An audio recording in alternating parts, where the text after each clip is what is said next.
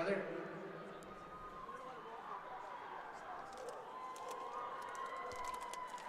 And if you need a look.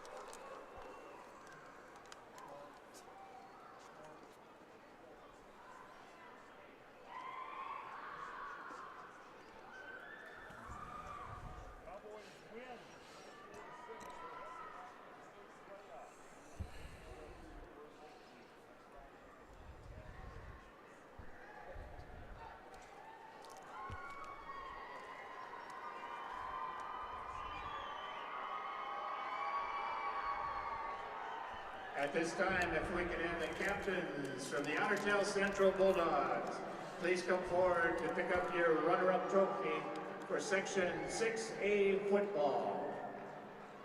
Congratulations to Ottertail Central on your runner-up trophy. You good to go? Can I move it back and forth, please? Yeah. And now, if we could have the captains from the Breckenridge Cowboys, please come forward. Pick up your Champions of Section 6A trophy. Breckenridge will now face the winner of the 5A contest between Minneota and Lakeview. Their game will be played this coming Friday, the 11th. I'll adjust. We'll be fine. 7 p.m. at Alexandria. Good luck as you move forward in the state football playoffs for the Minnesota State High School League. Our next game.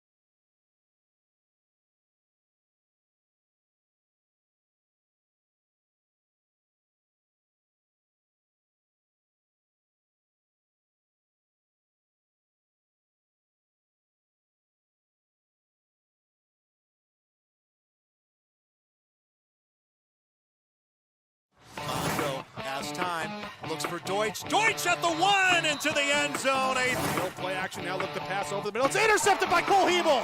Intercepted by Hebel. Rears back, comes downfield, has Rodriguez. Rodriguez at the 40 to the 50 to the 40. Rodriguez is going to keep going. Right, Fetting's got room, and here's Bo Fetting. Fetting's still on his feet. Fetting's gone. Looking to pass, playing off, coming left side, picked up by Cotton. Alex Cotton with the pick, he'll take it back and into the end zone. Turn and hand the ball off. Will Starkey, he thunders his way. 30, 20, one man to beat. He's got the middle's got a man, that's Friddle. Look out, Friddle, 40, 30, he's loose, 20, 10, touchdown. Halstead Telephone Company and R&J Broadcasting Incorporated is proud to present to you this broadcast on yourliveevent.com.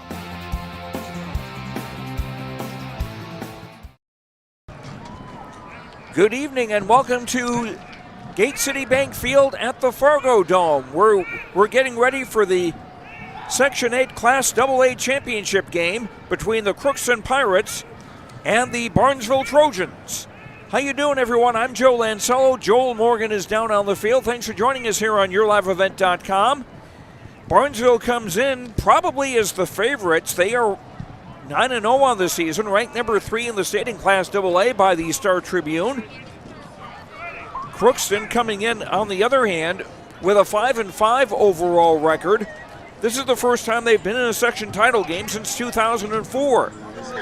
Crookston getting here courtesy of wins over Warroad and Pelican Rapids in the postseason. At Pelican Rapids last week, they were winners by a score of 27-12. Barnesville had an easy time, 57-0 over Frazee. And Joel, this seems to be a mismatch on paper, but we're not playing on paper. We're playing on artificial turf. That's exactly it, and we've seen through the last 2 days now, it's been 7 football games. This will be the 8th football game played here at the Fargo Dome over the last 2 days, and we have seen teams go off script as to what has been their game plan. You said, we're playing here on turf, we're playing in person, we're not playing on paper. Well, yesterday we had that championship game, which was a good one between East Grand Forks and DGF, and 2 teams noted to run the football, and yes, they ran the football plenty, but their offenses found their way into the air, and they're able to make some big plays. So these 2 teams, they might be looking a little bit different out here because you're not battling the elements this time of the year. You're not battling the cold, you're not battling the wind, you're not battling hard grass, or you're not battling slow grass that could come from precipitation. So yeah, you're right, we're going to be playing here at the Fargo Dome, and that can call for a whole lot of different things. But Joe, as you were running through the history of these 2 programs, Barnesville has been here every year. They have run roughshod over this region in the last handful of years. They've made their way onto the state football tournament as a team that many thought would be maybe able to upend Caledonia as the top team in the class. Well, Crookston, they haven't been here in a while, as you mentioned. These guys not even in high school, not even in middle school at that time. So you have a storied history of winning this section on one side of the field, and then you have a team that's, well, not here that often, and they're trying to keep that momentum rolling in the postseason. I just did the math. You're exactly right. 2004, this is 2022. Yeah, absolutely. Our pregame show brought to you by Irie Insurance. For all your insurance needs, visit Irie Insurance online at IrieInsurance.com. We'll take a look at both of these teams a little more in detail. We'll see if we can get a hold of both the coaches, Nate Lebarski from Crookston and Brian Strand from Barnesville. And we'll do that when we return in 2 minutes here on YourLiveEvent.com.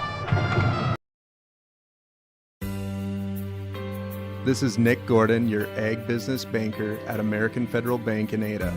I'm proud to call Ada my hometown and look forward to helping you with any of your ag, business, or other banking needs. I would enjoy visiting with you and help you achieve your goals.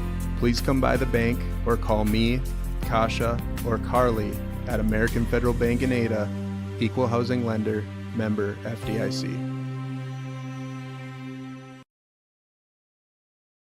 Are you thinking about moving to an assisted living facility? Consider Benedictine Living Community in Ada. Located in the heart of the Red River Valley, Benedictine's Ada campus includes Benedictine Care Community, a 49-bed skilled nursing facility, and Mission Court, an 18-unit assisted living facility that shares a campus with Essentia Health Ada. That means you have full access to healthcare directly on site. Benedictine Living Community in Ada. Learn more online at www.blcada.org or give them a call at 218-784-5001.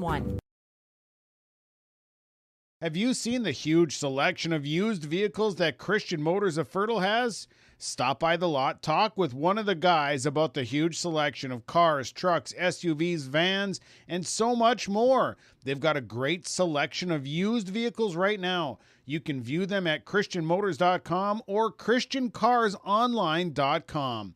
One of the biggest selection of used vehicles around, it's Christian Motors. They're proud to be your Chevy and GMC dealer, Highway 32 North in Fertile.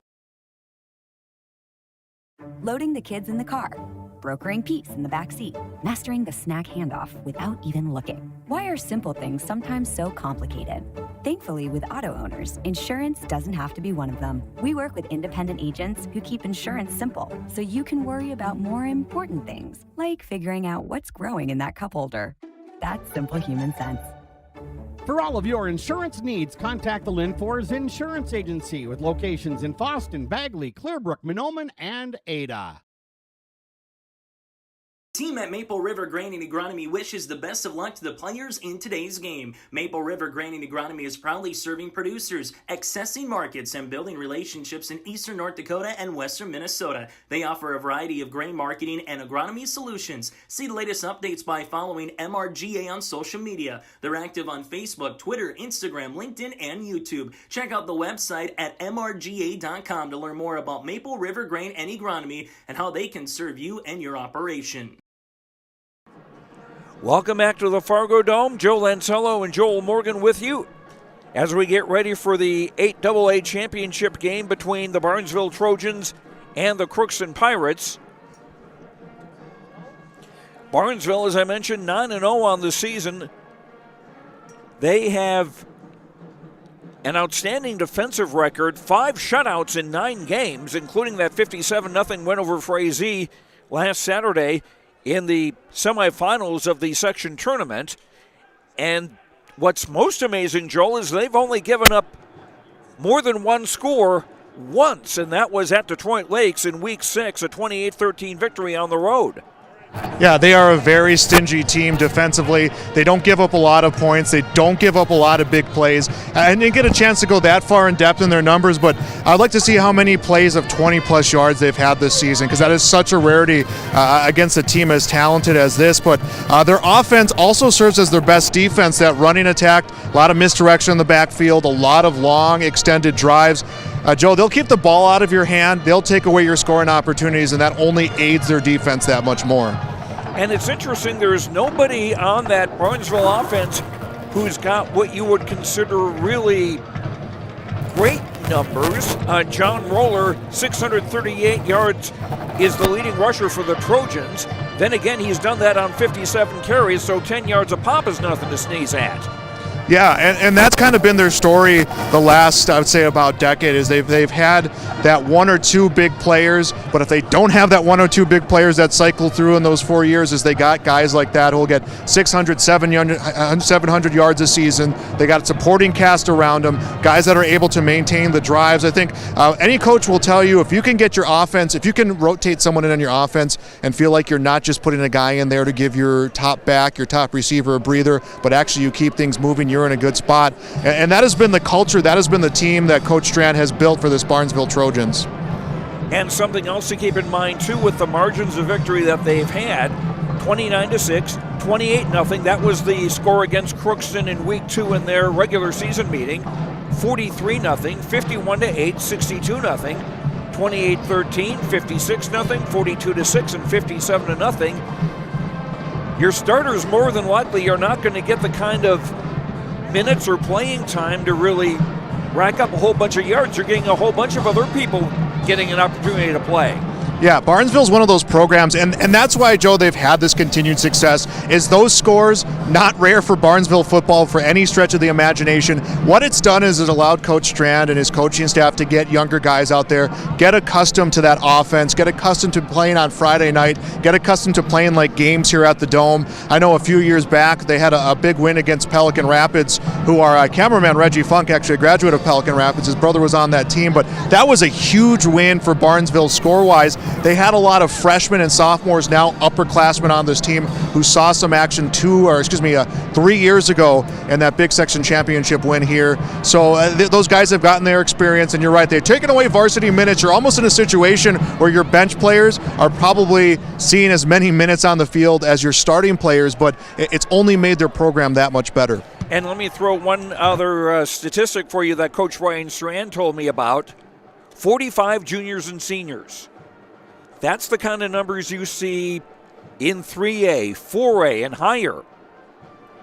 Yeah, those guys, they want to play Barnesville football. Where you don't see those numbers happen, Joe, with these programs is you see players as freshmen and sophomores, even sometimes as juniors, who they don't see the minutes they like. They get a little burned out. They choose to do different things during the fall, which is always okay. But these guys, they know that when you become a junior and senior, you're going to see those big minutes. You just have to put in the time as your freshman and sophomore year, and a lot of these guys have done that. And yes, the retention with Barnesville football has always been impressive to me.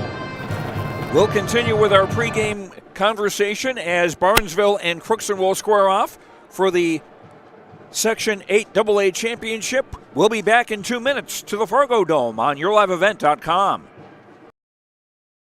We built Irie Insurance with one philosophy: hire great people and provide great service and options. We want to help protect your home, farm, crops, personal, and your businesses. Hello, this is Shane with Irie Insurance, and since day one, we have followed this golden rule to help protect you. That's why we have so many locations like West Fargo, Devils Lake, Hope, Hillsboro, Mackville, and Towner. To find out more about Irie Insurance, go to IrieInsurance.com. Irie Insurance is an equal opportunity employer and provider. Hey, what you doing? Crawling around under my planter trying to figure out if I need any maintenance parts replaced. It's harvest time, buddy. Yeah, I know, but the guys at RDK Enterprises keep reminding me to check now, just in case I need something ordered. What do I look for? Just give RDK a call and ask some questions. They are the guys I go to for answers. This is Chris from RDK Enterprises, your local precision planting dealer. We will answer all of your planter questions or come out to your farm and take a look at your planter. Give us a call, 701-636-2119 or planterdoc.com. John, Wayne, and Marissa at the Ben & Hoagland Agency of Ada and Moorhead take this time to wish all farm families and farm workers throughout the area a safe and successful harvest. Keep safety in mind when you're out on and around the tractors and trucks and other machinery in the fields and around the farm this harvest season. Don't cut corners when it comes to safety. It could cost a life. John, Wayne, and Marissa at Ben & Hoagland Agency thank you for your business, and they remind you if you have any questions about crop insurance, call or stop and visit with them. The Ben & Hoagland Agency of Ada and Moorhead. At Community Co-op, we offer our energy solutions programs to help area farm operations. Hi, this is Rocky Bruin. One of our popular programs is our fuel contracting with only 30 cents per gallon upfront payment, and our pricing programs are a couple quick reasons why you would lock in your fuel contracting price with Community Co-op. Let us help you manage your risk. Call 1-888-935-2281 and we can discuss more of your energy solutions programs from Community Co-ops Lake Park. Welcome back to the Fargo Dome and our pregame show brought to you by Irie Insurance. Joe Lancello and Joel Morgan with you as we await the Crookston Pirates and the Barnesville Trojans. And Joe, we were talking about Crookston as probably the underdog here with a record of 5-5 and a 28-0 defeat at the hands of Crookston, at the hands of Barnesville already this season. That game was played in Crookston. But again, they're here playing. They've got an interesting looking offense, the full T formation type with the full house backfield. And it seems, I don't know that they're much of a team that tries to throw a great deal. I can tell you that it's a mismatch with their ends. George Widman is 5'5", Carter Collette is 5'9", and they're going to be facing some taller guys, I would think, in the Barnesville secondary. Yeah, you're going to be facing some size in that Barnesville secondary. You're going to face some athleticism, but Crookston football has always been competitive. They have, not been in this championship game, as we mentioned, in a very long time. But they found a system that has made their offense work. And again, we saw this yesterday is teams that normally just run first teams have found ways to air it out in a stadium like this, and that's what they're going to need to do. But, you go back to that matchup they had against Barnesville. We talk about a lot of juniors and seniors on the roster for this Barnesville Trojan team. Typically, that retention means week 1 of the season, it's almost an extension of week 10, week 12 of the previous season where your players are that far ahead in development. For Crookston, they have some guys who moved into new positions, some guys who are a little bit on the younger side of things. So you go back to that game when these two teams played each other. Yes, they got shut out, but I think you don't play football for moral victories, but I think you're happy score-wise playing a game like that against Barnesville with the way way your team is compared to the age of their team, and I think you feel a whole lot better coming into tonight's game based on that. I can vouch for their coach, Nate Lebarski, being a very solid athlete at Argyle back in the time when the Argyle and Stephen programs were separate, and I know that he worked under a coach in Jim Getter, who's now the superintendent at Red Lake Falls and Red Lake County Central Schools. That was a winning program, and certainly that kind of a pedigree must come into play here as he's coaching these young men.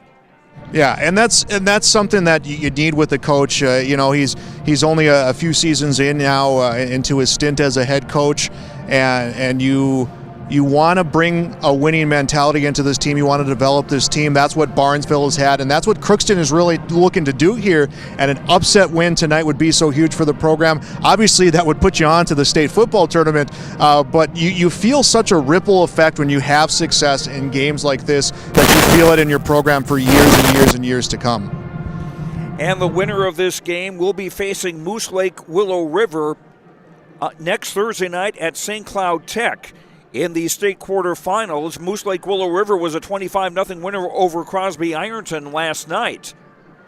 So the playoff brackets for state tournament football now are filling up as the region tournaments wind down. We will continue with our pregame show. We will have our starting lineups for you when we return to the Fargo Dome after this 2-minute commercial break on YourLiveEvent.com.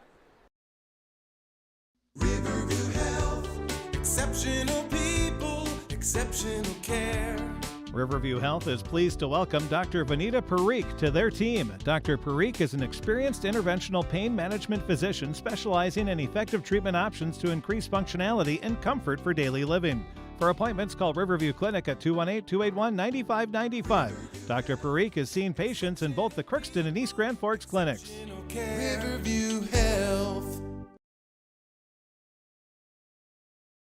My name is Jared, born and raised in Minnesota, and I'm a project director at Enbridge. Enbridge is more than a pipeline company. It's a company participating in renewable energy projects in Minnesota and abroad, and I'm really proud to be working here. We believe a cleaner energy future is achievable. For over 20 years, we've been early adopters of renewable energy, and we're proudly committed to net zero emissions by 2050. To hear more from Jared, visit enbridge.com/Jared. That's JERRID. The Erickson Smokehouse in Fertile, serving daily lunch and nightly dinner specials. Dine in or carry out 945-6806. As you travel to games this tournament season, stop in before or after at the Erickson Smokehouse for a great meal smoked in-house at the Erickson Smokehouse. Wings, brisket, chicken, and more when you head to the Erickson Smokehouse in Fertile. Wishing good luck to our area teams participating in postseason play. Daily lunch and nightly dinner specials available for dine-in or carry-out 945-6806 at the Erickson Smokehouse in Fertile. Farmers, are you shopping for a bank that has many flexible options tailored to fit your farm's unique financing needs? Franzen Bank is an approved Farmer Mac lender, meaning they can offer long-term, fixed-rate loans on equipment, land, operating lines of credit, and more. Being a Farmer Mac approved lender also means Franzen Bank can get you a decision quickly. Learn more at franzenbank.com/FarmerMac. Franzen Bank and Trust. Real people, real results. Member FDIC. With Joel Morgan, Joe Lancello with you from the Fargo Dome. Section 8 Class AA football championship game between the Crookston Pirates and Barnesville Trojans. Just a few minutes away from kicking off here. And as we continue on our pregame show brought to you by Irie Insurance, let's take a look at the starting lineups. First of all, for Crookston, when they've got the ball on offense, the quarterback is Jack Doda. He is a senior, 5'11", 165, wears number 4. In the backfield, Ethan Bull will be one of the running backs, number 38. He's a 6'2", 205-pound senior. Bull ran for 133 yards on 23 carries and scored 3 touchdowns in the Pirates' 27-12 win over Pelican Rapids last Saturday. Also in the backfield is number 12, Tanner Geis, 5'1", 165, a senior. And number 15, Ryan Abeld, 5'9", 150, a senior. At the ends, number 5, George Widman, a senior, 5'5", 130. And Carter Collette, 5'9", 150, a junior. Collette wears number 7. At center is Hunter Knutson, 5'8", 180, a senior. The guards, 75, Jesus Sanchez Jr., 5'7", 270, a senior. And Jaron Bailey, number 51, 6', 195, a senior. And the tackles, 77, Riley Helgeson, 6'4", 290, and a sophomore, a growing boy. And Dalton Dulude, number 67, 6'3", 220, a senior. Nate Lebarski, the coach of Crookston, the Pirates 5-5. And they will face a Barnesville defense in a 4-3 set. The ends are 34, Peyton Amundsen, 6', 180, a junior. Amundsen with 4 sacks, 2 fumble recoveries, and 10 tackles for loss on the year. The other end, 84, Logan Yeski, 6'1", 190, a senior. The defensive tackles, 65, Justin Kruger, 5'10", 265, a junior. And 53, Austin Bolgreen, 5'11", 190, a senior, with 5 tackles for loss. Linebackers in the middle, Jonathan Robidoux, 54, a 6'1", 220 senior with 4 sacks on the year. Outside linebackers, number 40, Connor Lokes, 5'10", 180, a senior, with an interception and a sack on the year. And 55, Nicholas Robidoux, 5'10", 190, a sophomore, with 2 recoveries and a sack. In the secondary, at a corner, number 3, Aaron Baker, 5'6", 130, a junior, 1 interception, 5 pass breakups. The other corner, 14, Bodie Gray, 5'9", 150, a senior. The safeties, number 20, Braden Bredman, 6'1", 170, a senior, with 2 interceptions. And number 9, Owen Riddle, 6'4", 185, a senior, with 2 interceptions and 6 pass breakups. That's how things will line up when Crookston has the football. Now for Barnesville, the Trojans offense. The quarterback will be Zachary Bredman, number 4, 5'10", 140, a junior. He's completed 19 of 26 passes on the year for 292 yards, 7 touchdowns, and no interceptions. He's also rushed for 208 yards and 4 touchdowns. In the backfield, 21, John Roller, 6', 175, a senior, with 630 yards rushing and 9 touchdowns and 2 extra points. Also, at a running back, number 20, Braden Bredman, 6'1", 170, a senior. He's rushed for 404 yards and 6 touchdowns. And also in the backfield, Andrew Pedersen, number 30, 6'1", 190, a senior. He's rushed for 408 yards and 6 touchdowns. The ends, Tate Iniger, 6'3", 265-pound senior. He wears number 80. And 87, Wyatt Suter, 6'3", 190, a senior. On the offensive front, the center is Justin Kruger, 65, 5'10", 265, a junior. The guards are the Robidoux brothers, 54, Jonathan Robidoux, 6'1", 220, a senior. And 55, Nicholas Robidoux, 5'10", 190, a sophomore. And the tackles, Timothy Wells, number 73, 6'1", 250, a senior. And number 70, Jordan Kroll, 6'5", 210, a senior. A reminder, there will be no Brian Strand is the coach of Barnesville. The Trojans 9-0 on the year. And they'll face this defensive setup from Crookston, a 4-3 set. The ends, 38, Ethan Boll, and 51, Jaron Bailey. The tackles, 70, Hunter Knutson, and 78, Clay Hansen. Hansen, 5'8", 285. Linebackers, 7, Carter Collette, 17, Tegan Lubinsky, and 30, Gavin Lushny, a 5'8 freshman. And in the secondary, number 12, Tanner Geis, number 5, George Whitman, number 88, Antonio Romero, and number 2, Ethan Bowman. That's how it will be when Barnesville has the football, and Barnesville will be getting the football to start us off here. It will be Crookston kicking from left to right. number 11 on the kickoff is Jake Erickson. Jake Erickson will be doing the kicking. He is a junior. Back to receive for Barnesville, expecting number 20, Braden Bredman, and number 45, Ethan Larson. Crookston in white with black and gold. Barnesville in purple with white. Yeah, and I didn't see the result of the coin toss, Joe, but Nor did I. But we know that Barnesville is going to get an opportunity to score first. They're a team that scores early, scores opposite, and will have those opportunities. So if you're Crookston, your goal is to try to get a 3-and-out early to set the tone against Barnesville. And the Erickson kick fielded by Braden Redmond, and he slipped and fell after he caught the ball. And there we go, Joe. The turf comes as a factor on the opening kickoff. You're walking around on this turf right now. It's just a completely different field. If you're not used to it, you're amped up for this game, you can find yourself prone to making mistakes. 6-yard line, and that was what goes in the books as an unforced error, and the Barnesville Trojans will start it off going from right to left. Full house backfield. Zach Bredman is under center. Double tight end set.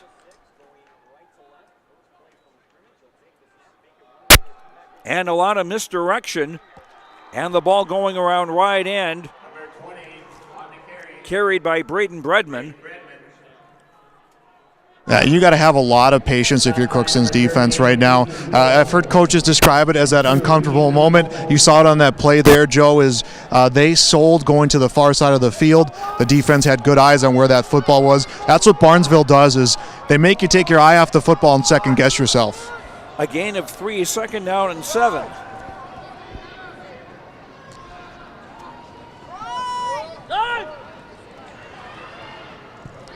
And the ball came out, and Crookston has it.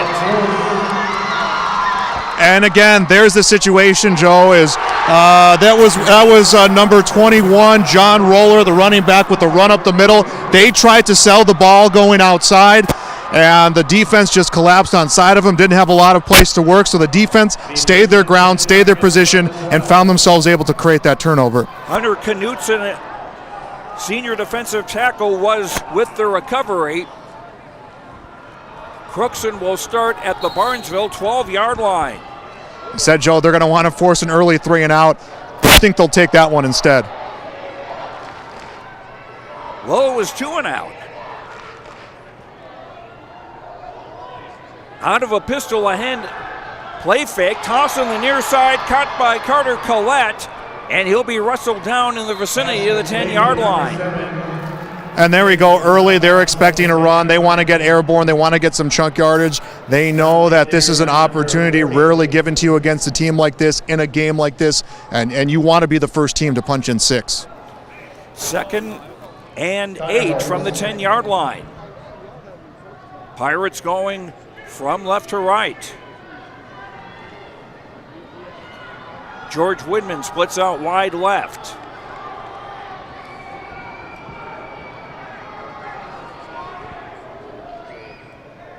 Doda under center.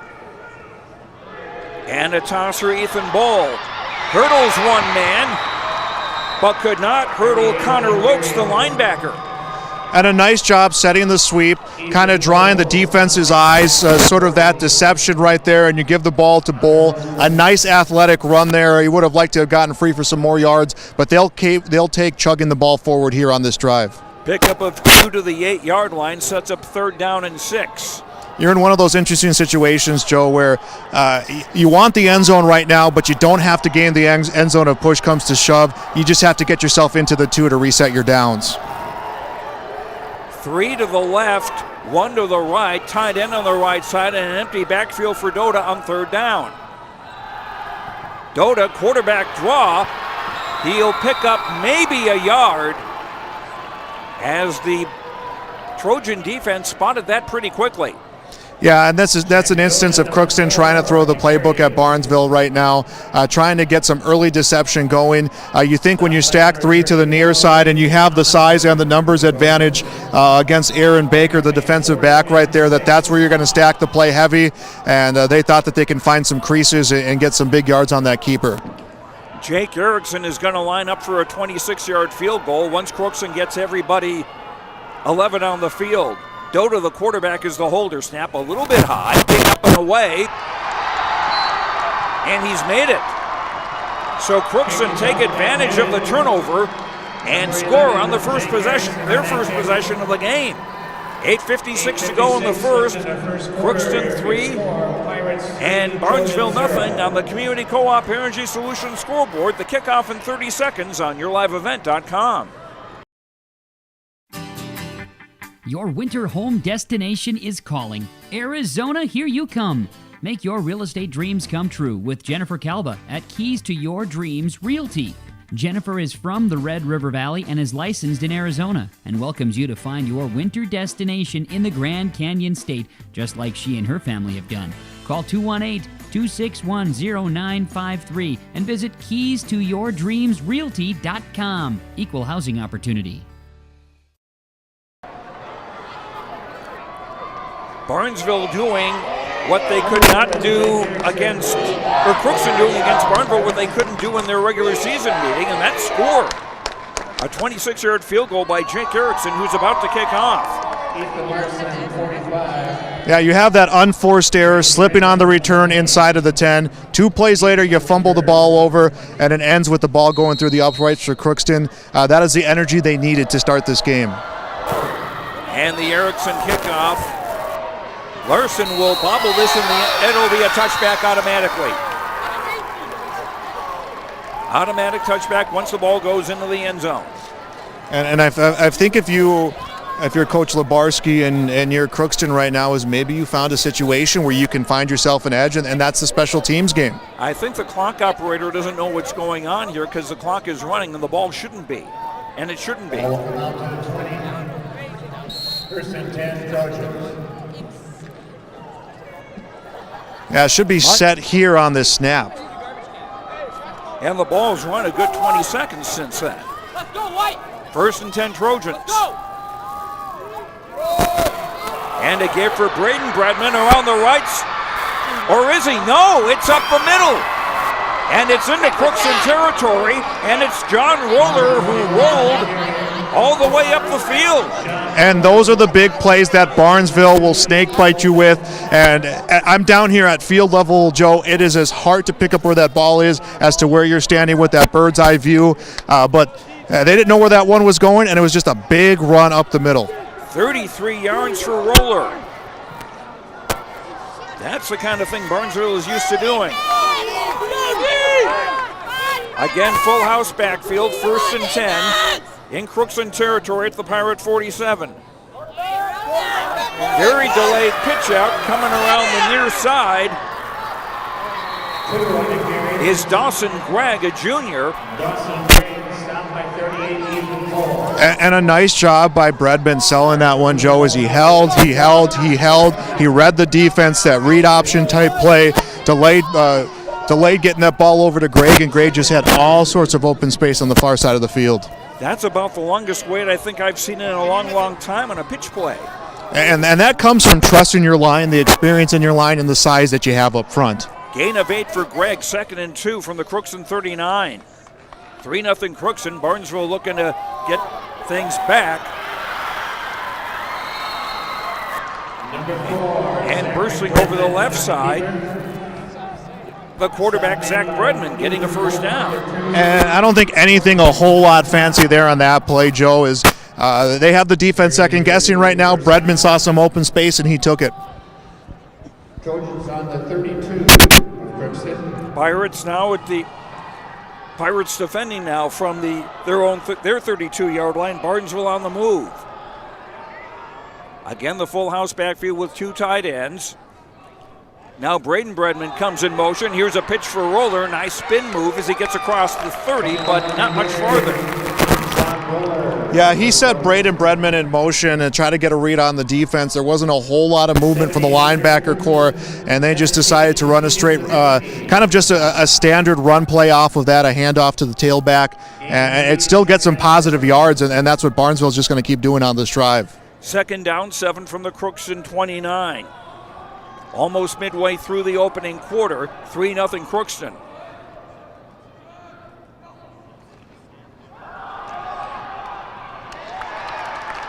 And a give for Braden Bredman trying to sweep the right side. That not quite so successful, so it looks like it's going to be 3rd and long after a pickup of a yard to the 28-yard No gain at all. Beg your pardon. Yeah, and they sold that to Braden again. They went to Roller, and Roller wasn't able to pick up the yards. But I think after giving out that big play right now, Crookston's defense has kind of settled in, kind of stuck to their game plan. You're looking at Ethan Bowman right now on the outside. He is kind of stand pat, not a whole lot of movement. They've had on the sweeps and the movement in the backfield right now. He's just kind of been steady right there, keeping his eyes on the backfield. Third down. Back to throw is Zach Braden. Now throws it, and he's got an open man and a touchdown. Andrew Peterson with the catch. And it's Barnesville in the lead, 6-3. First off, credit to Braden. He took every bit of that hit coming as he threw the football. But again, this is where setting men in motion, using them as decoys. They've set that up on this drive. They had put guys out there on the flat. They have not targeted those guys. And this time you create yourself a mismatch, and you have Braden just wide open right there for the catch. Isaac Meneville on to kick the extra point. He's 28 of 32 in that department this year. Tate Iniger will hold at 6'3", 265, one of the biggest holders I think you'll see. Kick is up and away. And drilled it. Point after kick is good. 5:06 to go in the opening quarter. It's Barnesville 7, Crookston 3. We'll have the kickoff in 30 seconds on yourliveevent.com. Team at Maple River Granite Agronomy wishes the best of luck to the players in today's game. Maple River Granite Agronomy is proudly serving producers, accessing markets, and building relationships in eastern North Dakota and western Minnesota. They offer a variety of grain marketing and agronomy solutions. See the latest updates by following MRGA on social media. They're active on Facebook, Twitter, Instagram, LinkedIn, and YouTube. Check out the website at mrga.com to learn more about Maple River Grain and Agronomy and how they can serve you and your operation. And we are back. The Barnesville scoring drive. 80 yards in 6 plays. It took 3 minutes and 50 seconds. An unusual Barnesville score, a touchdown pass. Zachary Braden to Andrew Peterson. A 29-yard scoring play. That's the 8th touchdown pass for Zach Braden this season. And that, in this day of wide open offense, Joel, almost throwback-ish. Yeah, it was, and it was just a great play. They sent Peterson in motion from the backfield, the defense, and I had just talked about it right before, maybe the broadcaster's jinx, but I said the linebackers and the secondary have done a really good job holding pat, staying tight in the box, staying in that formation. Well, they left him just wide open over there, and he was able to walk the one into the end zone after that pass. Kickoff fielded on the far side.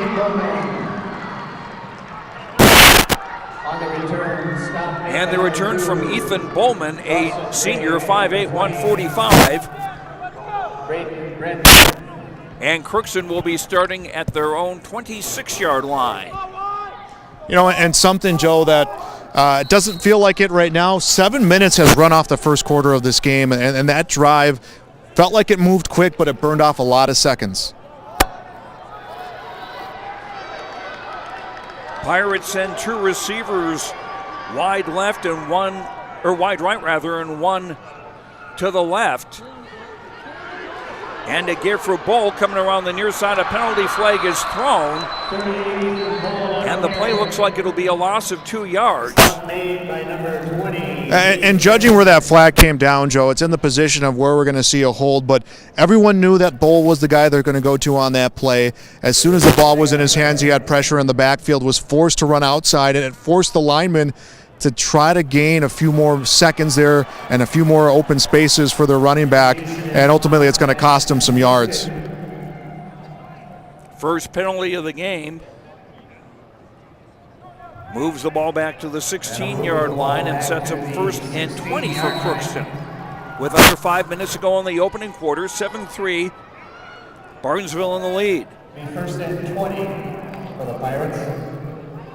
Barnesville looking to remain undefeated and win their 2nd consecutive Region 8 championship. 3 receivers left, 1 to the right. Doda out of the pistol. Throw it way over the head. That's considered a lateral. And they blow the ball dead. The intended receiver was Tanner Geis. That was dangerously close to a lateral, and that could have been another easy 6 for the Trojan defense. Yeah, Robidoux saw that ball on the ground. He had all sorts of purple jerseys around him, and he, credit to him for finishing up that play. But yeah, that is a really, really close one if you're Crookston right now. You got to remember, play to the whistle. We kind of saw an example of that last week in Ada Borup West's game against Red Lake County. Jack Dota under center this time. 2 receivers left, 1 to the right and 1 set back. Tight end on the right side. Now Bowman coming in motion. Here for Bowl, and he is wrapped up at the 17. Yeah, they sent Bowman in from the flat. They faked the sweep, and I think there just wasn't a lot on that cell. Dota put the ball out there, pulled it back instantly, and knew that Bowl was going to be the target again, and just a whole lot of purple jerseys on top of Crookston there. Gain of 2, setting up 3rd and 18. Pirates trailing 7-3. 4 minutes to go in the opening quarter. And you're in that position now, Joe. Obviously, you want to gain that 19 yards. You want to sustain this drive. You want to keep your offense moving, but you're almost hoping that at least worst-case scenario is you're in a better position to punt right now because you're punting deep inside of your own territory. And Crookston taking a timeout. There was a little disarray on who was going to line up where. On the Community Co-op Energy Solutions scoreboard, it's Barnesville 7, Crookston 3. Back in 30 seconds on YourLiveEvent.com.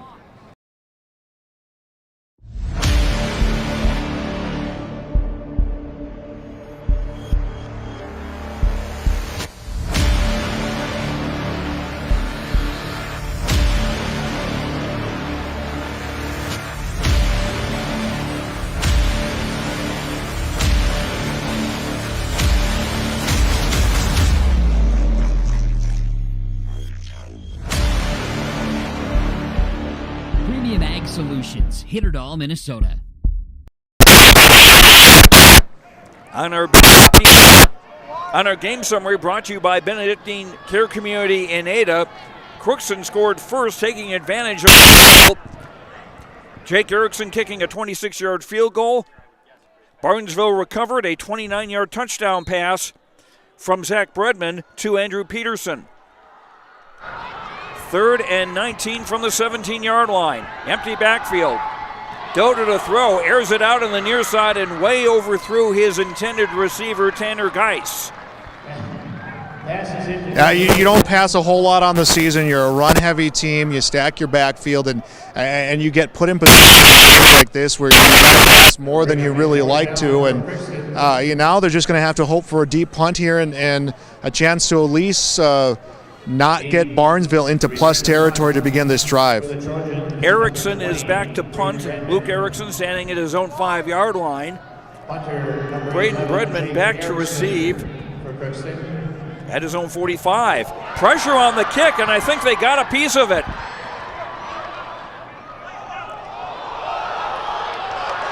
Yeah, and they did get a piece of that, and that's a live football.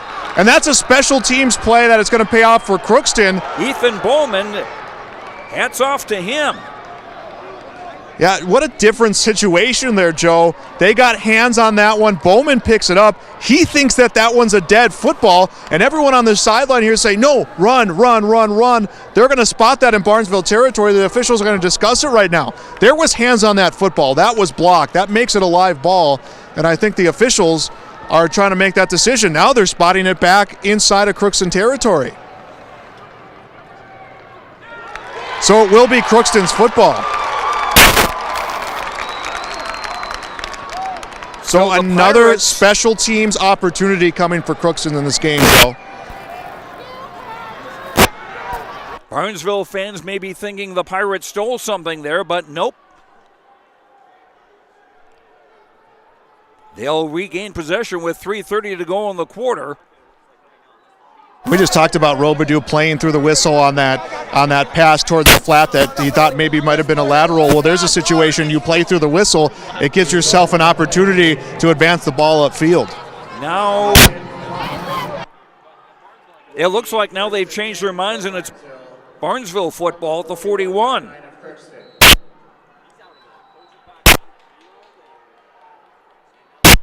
I'm not sure what led to that decision. Yeah, they spot the football, and then the officials are still going to discuss this one. The 41 may have been the place where Bowman first picked up the football. And now we're going to see an official come to the near sideline to discuss it with Crookston, but that was blocked. That should make it a live football, and now they're going to give it to Barnesville. And they're going to give it to him at the 30. Barnesville from the Crookston 30. At this level, Joe, that's one thing that we always wish we can get is an explanation from the official or someone officially knowing the rules to explain to us how they had come to that decision, because it should be a live football just on the fact that it was off Barnesville hands. And the run by Braden Bredman. I was going to use a baseball quote from Lou Costello. Why? I don't know. He's on third. Yeah, we'll have to gains 9. It's 2nd and 1 for Barnesville. Yeah, we'll have to get an explanation on how they came to that decision at some point here tonight, Joe. But kind of a tricky situation for both teams there. Braden Bredman again on the carry, still going. Inside the 10 for 1st and goal. Bredman will be the one who gets credited with all those yards, but the credit belongs to Ethan Larson, who it just kept plowing through, creating open space for his running back, and allowed him not just get that first down, but a few more extra yards in the mix. And now they're on the doorstep of adding on 6 more. Pickup of 14 to the 7-yard line. 1st and goal, Barnesville looking to add to a 7-3 lead. Again, the full house backfield.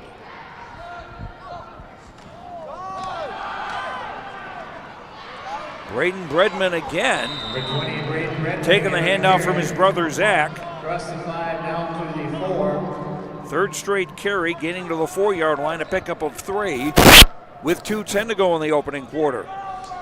And Crookston's defense taking no chances. Everyone getting in on the pile there, making sure that ball is done. Barnesville, overall, they have a shifty team where you may think the play is dead, you may think knees have touched, you may think forward progress is going to stop, and then before you know it, they've added 6-7 more yards onto the run. They're not taking any chances, especially this deep inside their own territory. Double tight end set, full house backfield, 2nd and goal from the 4. Braden Bredman again. Stop at about the 4, perhaps the 3. Bredman, number 20, again on the carry. Yeah, and they just got numbers on Bredman there. You know, it looks like they have Goodman out there who is just keeping eyes on running backs right now. He's kind of changed a little bit there off that corner position, but they needed 2 to get that stop, and they've pretty much doubled up, 2-on-1 anyone who's had the football right now. 3rd and goal from the 4.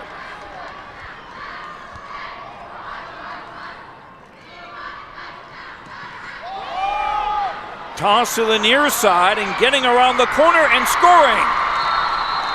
That man, Braden Bredman again. Braden Bredman, 20. Yeah, and they stacked everyone towards the near sideline. They drew the attention of the defense. They set Bredman in motion. He got the pitch, and he was able to get into the end zone for that touchdown here to make it 13-3. 5-play, 30-yard drive. Braden Bredman carried on all 5 plays. It's a 13-3 lead for the Trojans. Point coming.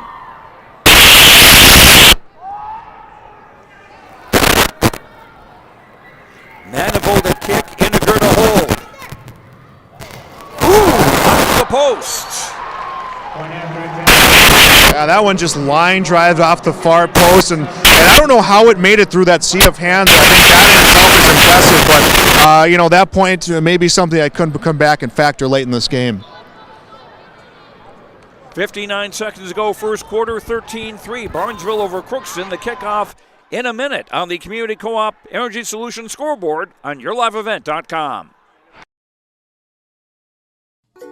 We're Jim and Bernie Berkemeyer, and we're inviting you on a holiday vacations tour. Escape the Minnesota winter, March 10th through 19th, as we become immersed in Hawaiian culture. and take in the breathtaking views of Oahu, Kauai, and Maui. Enjoy a balance of scheduled must-see attractions and free time to relax in paradise. Visit holidayvacations.com, keyword RJ, for more information. Barnesville kicking off following their touchdown, number 89 on the kick, Isaac Manival.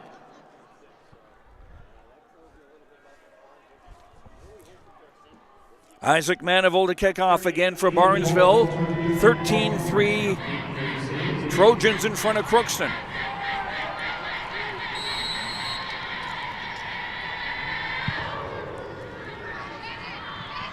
Bowman fields at the 9. He'll hand it off to Bull, who will be forced out of bounds at about the 23.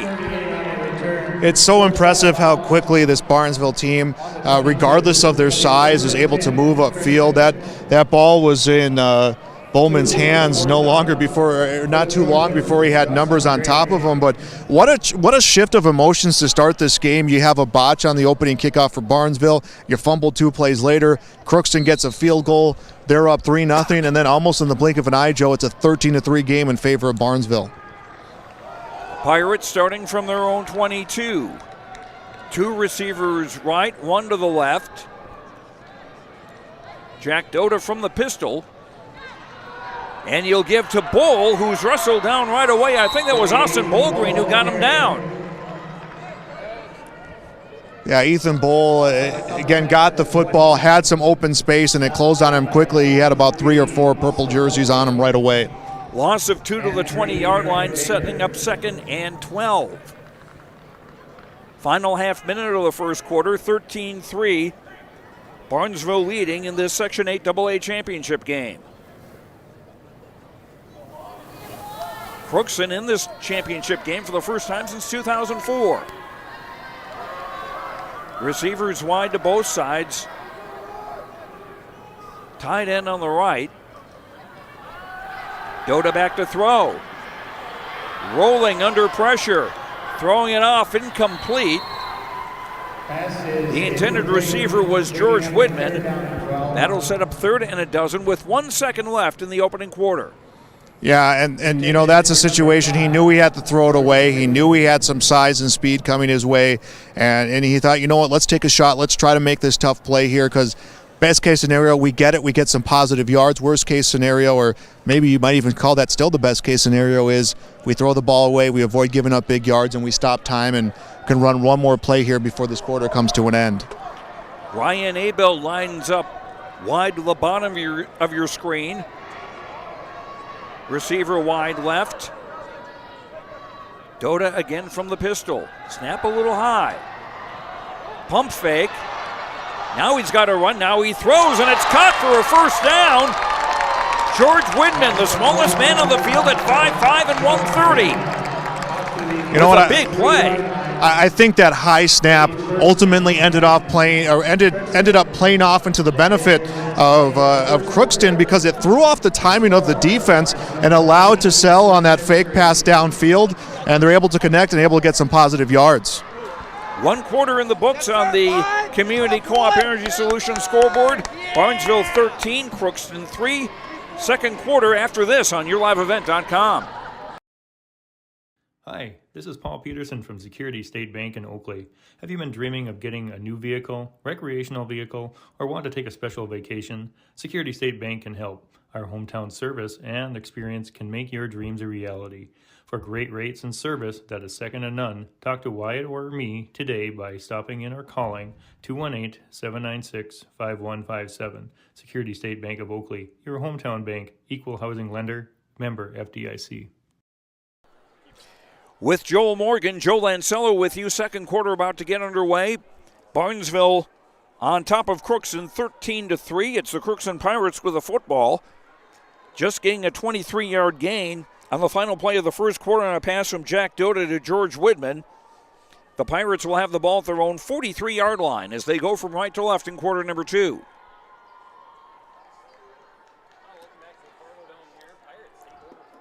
Ethan Bowman lines up wide to the near side. I formation this time with Dota under center on 1st and 10. And a give to the first running back. The ball came out. And one of the Trojans has it and will score. That is linebacker Jonathan Robidoux was the last man to the pile. It paid off in his benefit. He saw that ball come loose, picked it up, big scoop and score, big touchdown. Barnesville is really dialing in. That is 19 unanswered right now. 19-3 on the first play of the second quarter.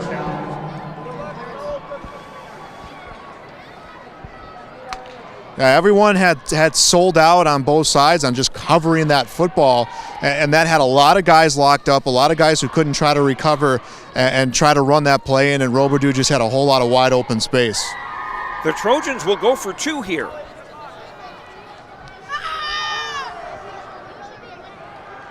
And following the pile is Braden Bredman running for the deuce. Yeah, and I had mentioned when they missed that extra point that point may come back and factor in later of the game. But Coach Strand said, you know what? We don't want to deal with that point. We're just going to make it up here right now. On the Community Co-op Energy Solutions scoreboard, 10 seconds into the second quarter, it's Barnesville 21, Crookston 3. The kickoff in 30 seconds on YourLiveEvent.com. We've been around long enough to know that research in the lab reaps rewards in the field. At the Cess van der Haaf Innovation Center, we're working to develop sugar beet varieties that thrive despite the pressures from disease and the challenges of nature. We're dedicated to improving what we produce, so you can be too. Contact your local Cess van der Haaf dealer to learn about our varieties suited for your soils, because sharing the pride of success starts with sharing the passion to achieve it. Cess van der Haaf, a passion that grows. Jonathan Robidoux with a fumble recovery of over 40 yards, giving Barnesville a 21-3 advantage with 11:50 to go till halftime in this Section 8 AA championship game. The Trojans looking to retain their section title and improve to 11-0 make that 10-0 on the year. They had a first-round bye. Isaac Manaville to kick off.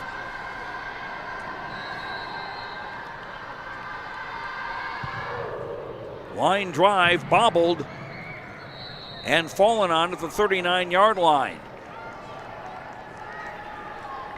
13, Evan Trudeau, a junior, on the recovery. Yeah, and all that Trudeau could do there was just to play it safe, exactly what he did, land on that football, and hope to not create give another turnover opportunity to Barnesville. We saw how that touchdown was scored. It was just they're pound on the football, they'll create turnovers against you, and you don't want to give them that chance here right now after giving up 21 unanswered. Abeld is wide to the near side as the Pirates go from right to left. I formation, Dota under center.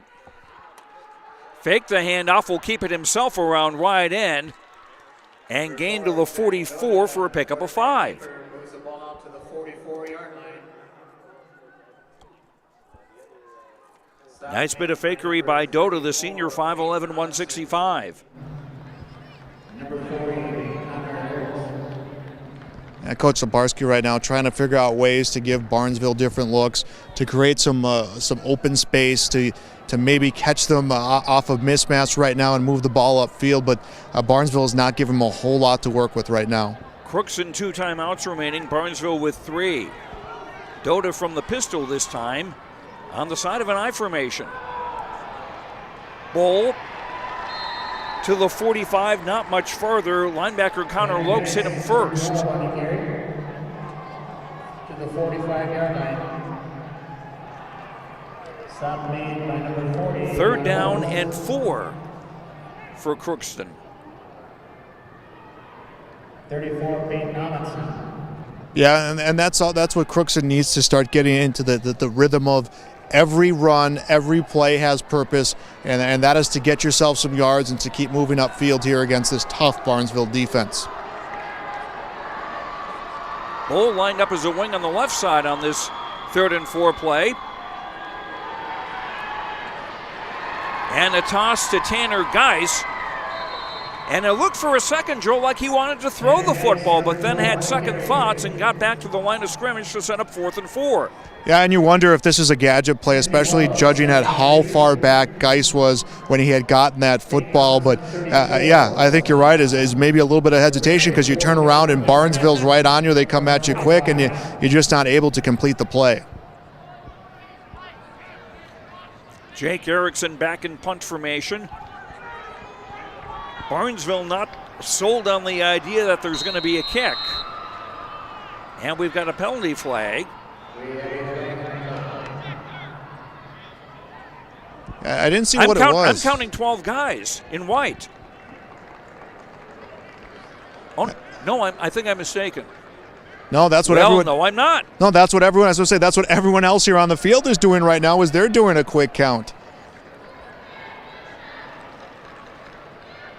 This isn't Canadian football. Yeah, and you get the Barnesville fans, student section, giving it to Crookston right now on that play. The old "you can't do that," so Barnesville now convinced there will be a punt as Braden drops back to receive. Fair catch called for at the 35, but the ball came out. So that ball's live, and it's Crookston's. Yeah, no doubter there that was going to be Crookston's football. Bredman calling for that fair catch. The roof, we talk about the turf all we want to here, Joe, at the Fargo Dome, but that roof a factor as well. You stare up into that sky.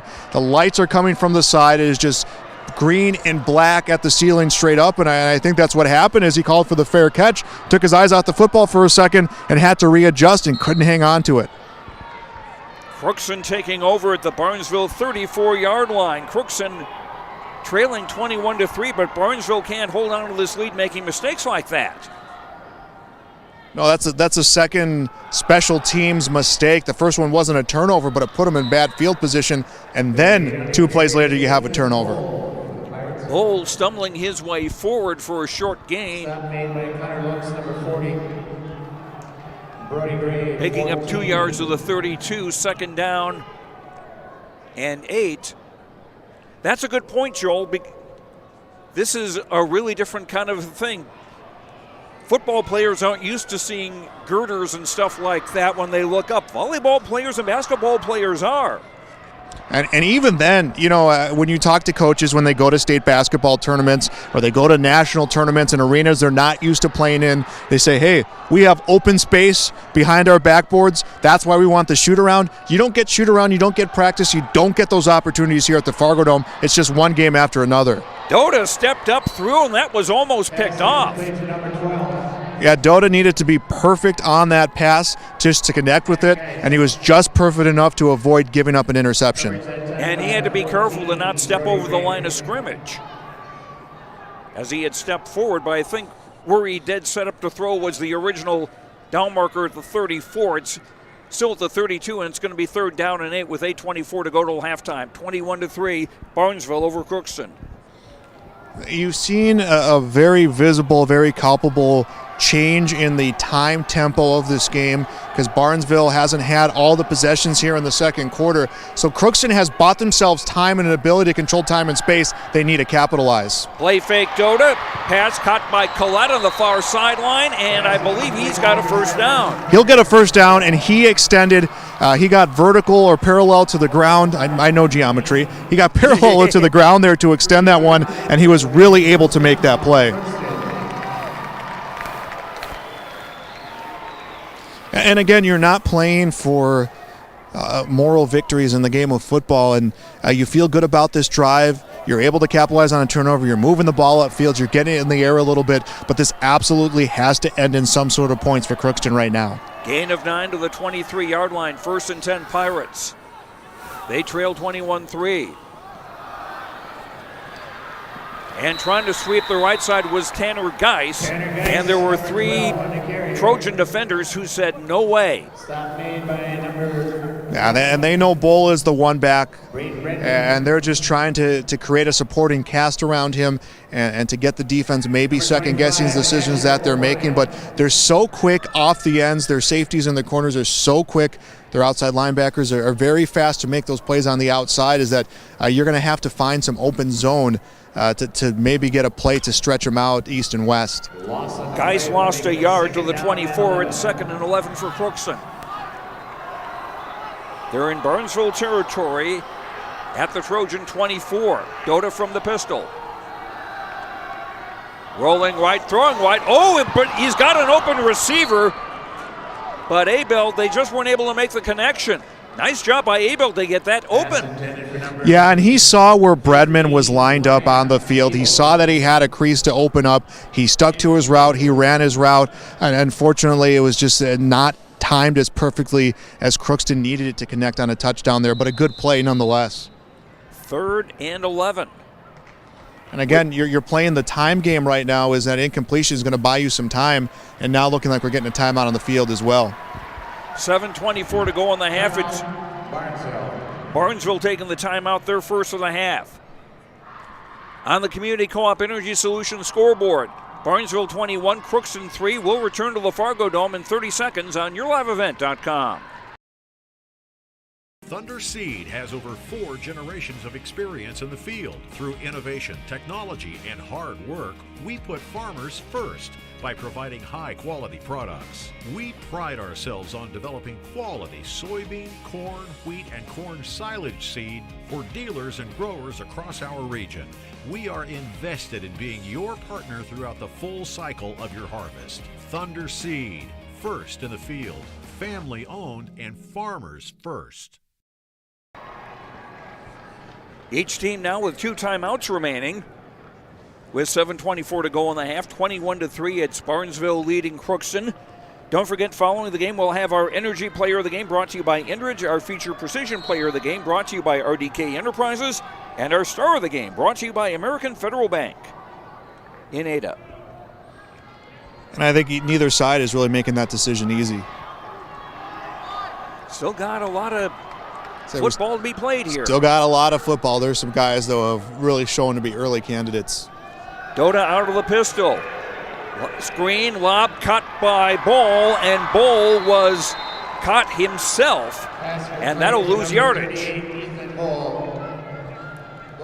Yeah, and that was an off-balance throw by Dota. He just he knew it was screen pass all the way. He waited long enough to draw the pressure onto himself and create some jumbled play, some confusion up the middle, but just kind of that off-balance throw took a little bit of zip off that one and kind of slowed down the play a little bit and allowed the defense to readjust and get that stop for a loss. Erickson's got a 26-yard field goal. This would be a little longer than that, so Crookston going to go for it on 4th and 13 from the Barnesville 26. Dota from the pistol with a back on either side. Throwing over the middle, pass tipped and incomplete, intended for Tanner Geis. I think that was Nick Rabadou who was able to put his hands on that one, tip it away, and just redirect it enough to break up that play.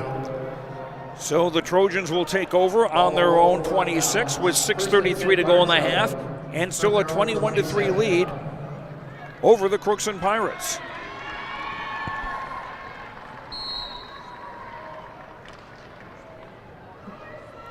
And now you put Barnesville where they want to be. 6:33 left to go in the half. They've scored 21 unanswered points.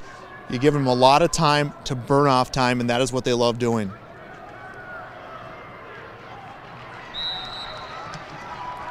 And a handoff going over the left side. Andrew Peterson, who's got one of the Barnesville touchdowns on the carry. And he lost a yard. Gavin Lupney. To the 26. It'll be 2nd down and 11 now. Yeah, and that touchdown for Peterson, that was a receiving touchdown. And you know, we looked at the numbers before the game. Bredman passing for just under 300 yards. What impressed me about it was the number of touchdowns he's had on those 300 yards. And also impressive, 0 interceptions. And John Roller barging over the left side, getting near the 35-yard line. Stop made by number 5, George Whitman. Again, that'll make it 3rd down and 3. Sorry, Joel. That's it. And again, they really sold that play. We saw the defense kind of hanging around. I forgot who it was in there in the backfield blocking. I believe it was Sutter who was back there blocking, and the defense was so locked in on him, thinking that he was the lead blocker on the play, that it created that big space downfield.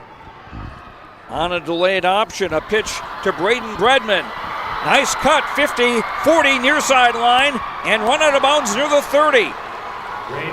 They have ran that delayed pitch to perfection. The first time they ran it, Joe, you said you have never seen so much patience, so much time taken on a pitch play. Well, they wanted to show you again there, and that's exactly what they ran. To the 28-yard line, 38 on the pickup for Braden Bredman.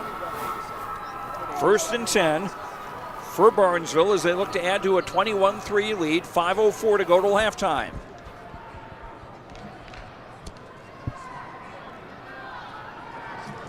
Double tight end set, full house backfield. Zach Bredman is under center.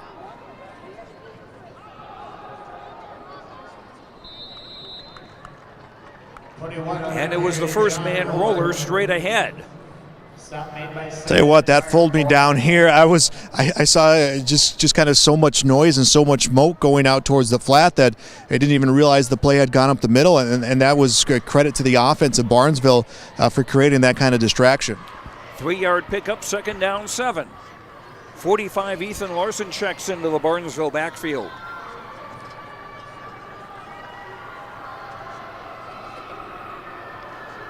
Under 4.5 to go in the half. 2nd down, 7 for the Trojans. And a fake handoff, and it's Zach Bredman, the quarterback, keeping, and a penalty flag after the play. Yeah, judging on the timing and where that flag came down, we're either going to get a face mask or some sort of hit like that to finish off the tackle. At least that would be my prediction.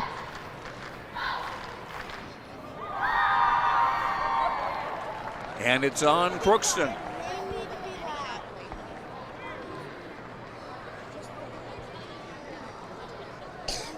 And this is going to be tacked on to the play.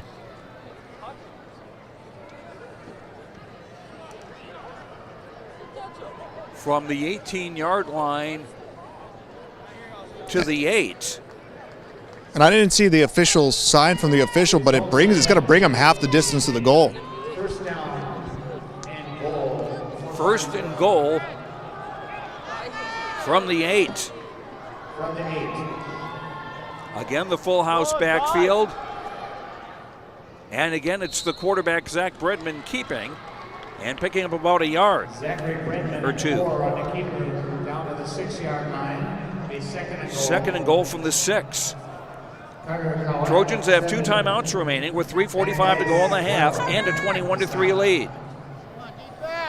Again, just the time, the time has just really picked up. The tempo has picked up. The pacing has picked up since Barnesville had started this drive back inside around their 30. Play clock at 10.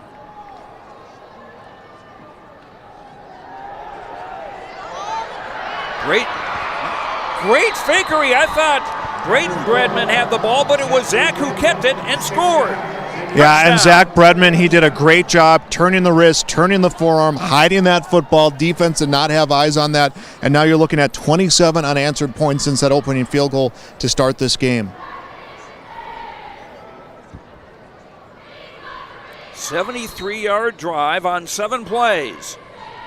I always say when you get the quarterback able to run the football, you have true 11-on-11 football. But I tell you what, there was no one around him for a few yards. He had so much open space. Tate Iniger holding for Isaac Manival. Flag on the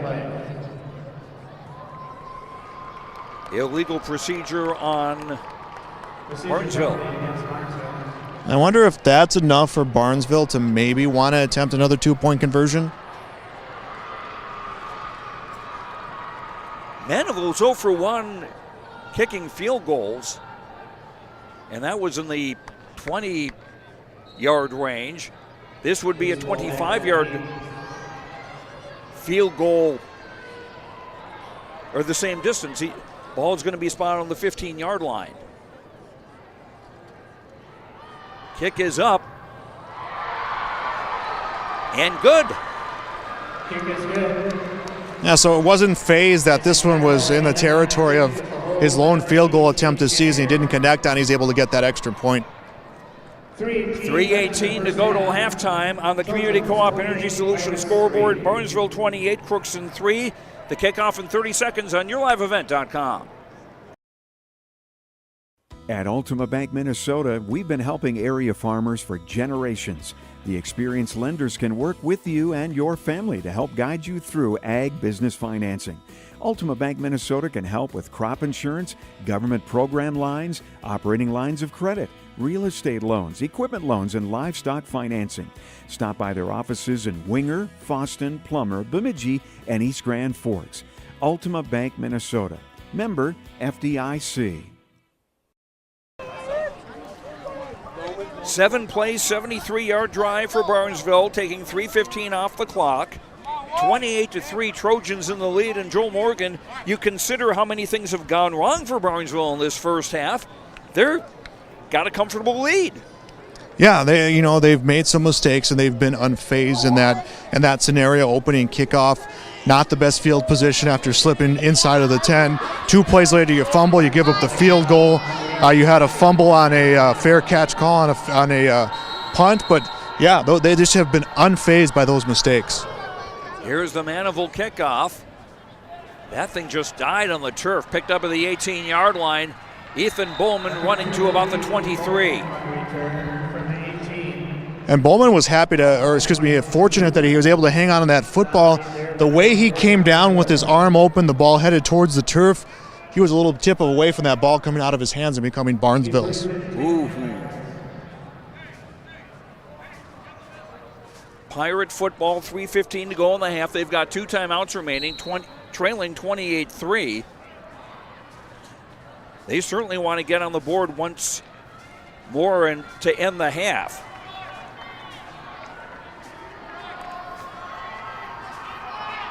And Crookston will have the football to start the second half. Long count, and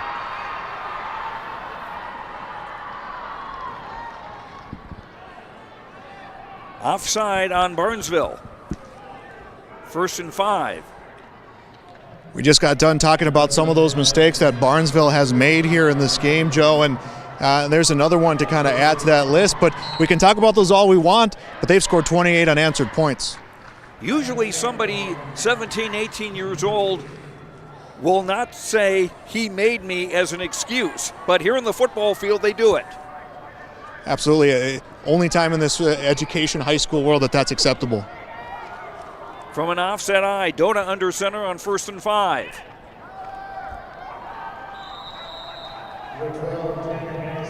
And a great give straight ahead for Tanner Geis, who will get the ball to the 30-yard line for a gain of 2, 2nd and 3.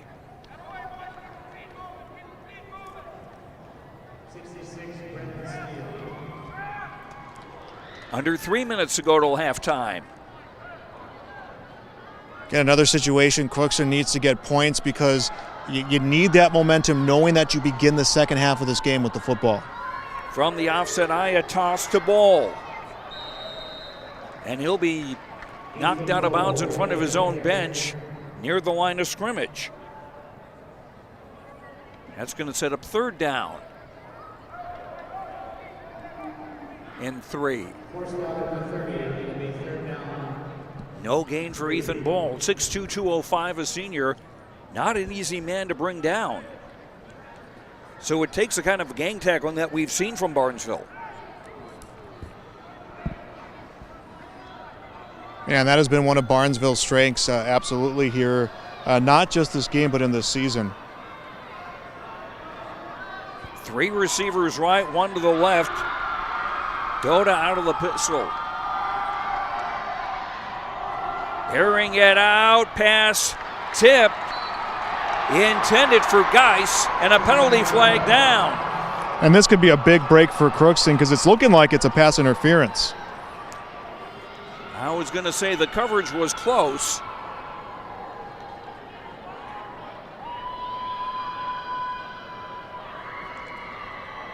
And it will be a first down for the Pirates.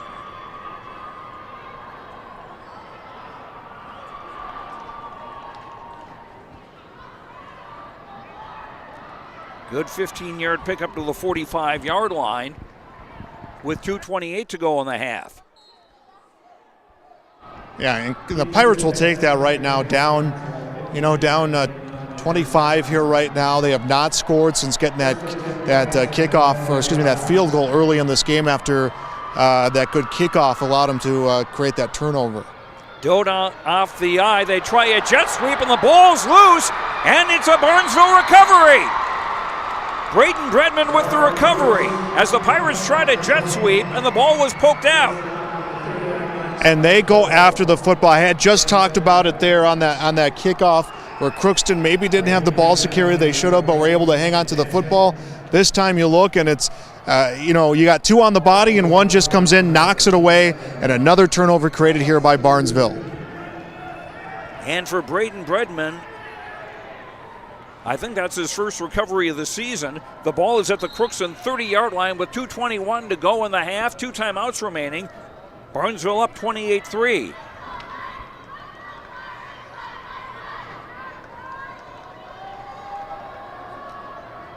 Full house backfield. Zach Bredman under center.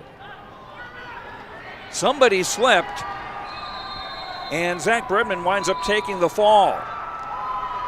Yeah, Bredman was looking towards the numbers on the outside. I think it was Peterson was the player breaking out there towards the numbers. He went to look. Peterson was not in the position he was looking. He came to a full stop, and the footing just came out from under him.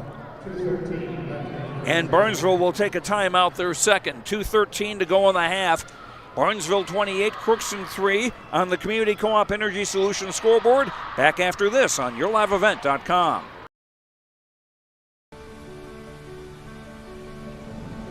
My roots run deep.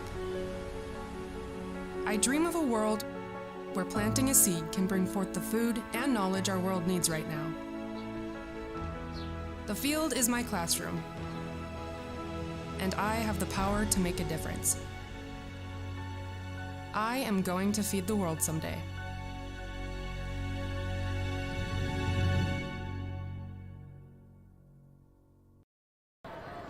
With Joel Morgan, Joe Lancello with you. 2:13 to go in the first half. Barnesville leading Crookston 28-3. A loss of 5 on that last play. It's 2nd and 15 for Barnesville. A rare long yardage situation for the Trojans tonight. And a toss for Braden Bredman, who's got all kinds of space outside and gets out of bounds near the 25. Yeah, and Bredman had Widman right out over there, tried to hurdle himself over there, but was able to just keep moving and pick up some yards there that they needed on that play. Gain of 9 to the 26. 3rd down and 6. 2:09 to go in the half.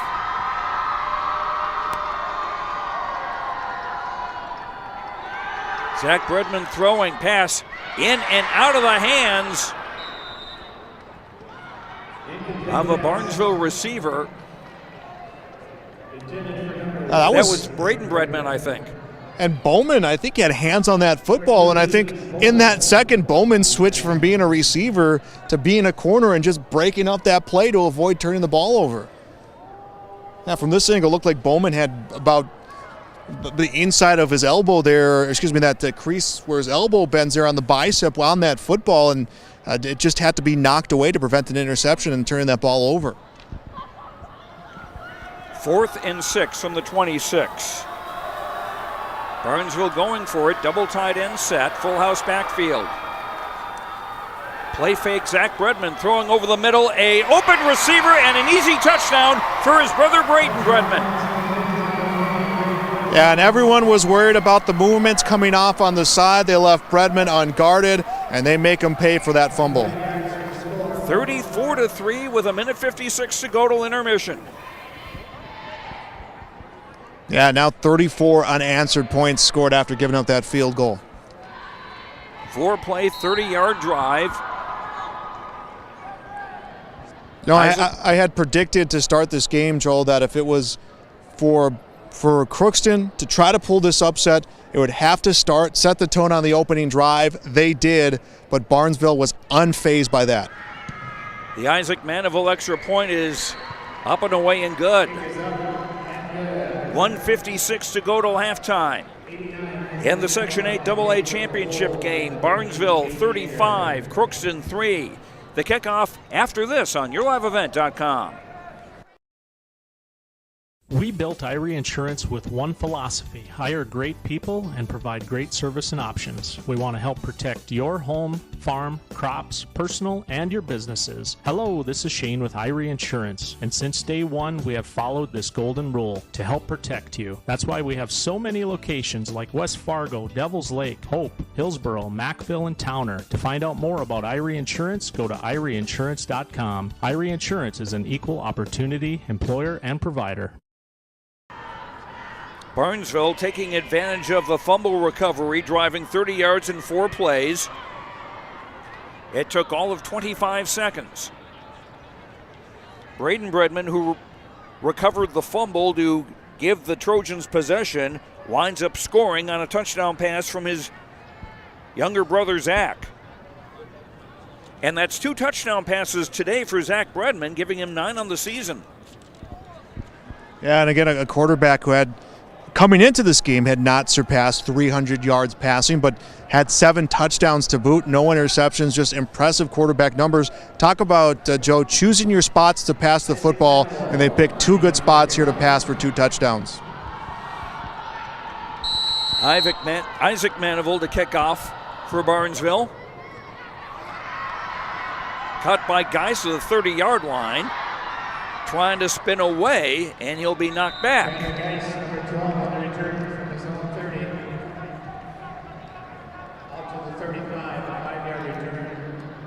Crookston going to start at their own 35 with 1:49 to go in the half. 2 timeouts remaining. Again, they want to get on the board before halftime. But the hole just keeps getting deeper and deeper. 2 receivers right, 1 to the left. Doda from the pistol with a back behind him and 1 to his left. Play fake, rolling. Nice catch by Geis on the far side. And he's run out of bounds at about the 38 for a short pickup. Yeah, and they took a play out of the book of Barnesville right there. They had sent Bull. They sold Bull on the run on the outside. And what that ended up doing was creating some mismatch on the far side of the field, and they were able to pick up some positive yards on that.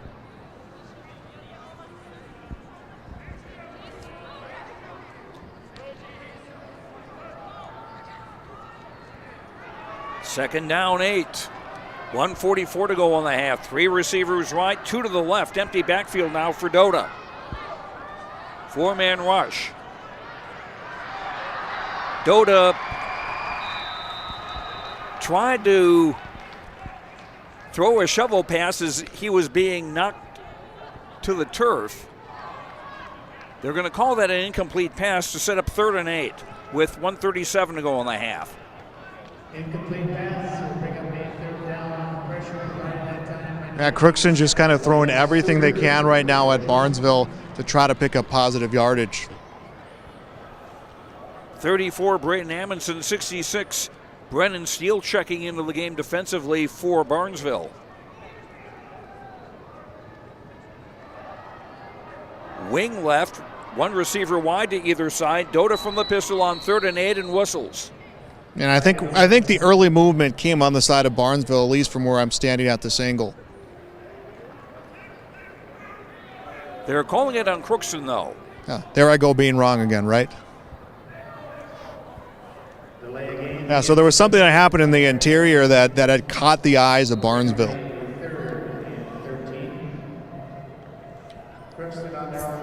3rd and 13 now for the Pirates from their own 32 with 1:37 to go in the half. Crookston opened the scoring on a field goal by Erickson, a 26-yarder, but after that, it's been all Barnesville. Dota under center now. Toss for Geis, who looks to throw, does throw, and overthrows a receiver who was double covered, Ryan Labarski. And that was that play they tried to run earlier in this quarter that we had talked about, where you maybe saw Geis delayed a little bit, did not throw, just tried to run. This time he throws, the flag comes down, and we'll see what we get from the official. Well, it's a penalty that's declined. Penalty is declined. So Barnesville will accept fourth down with 1:30 to go in the half. And I'm thinking we're looking at something I didn't see what was called back to the press box, but I'm wondering if it's just obviously something procedural that came in that movement that they had to set up that halfback pass. Maybe somebody downfield illegally? I would say that would probably be my prediction there, or my guess. Here's Jake Erickson back to punt, standing at his own 19-yard line.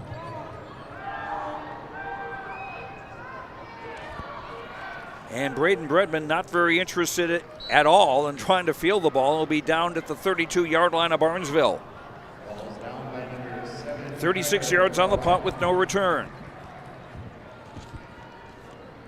And Barnesville has just been dangerous with the football on offense. Obviously, they've hung 35 points on here as we're just about at halftime, 1:22 to play. But you give Barnesville one last look at the football here, and depending on what you can do, if you're Crookston, if you can get that stop, you might not nix the fact that you begin the second half with the football.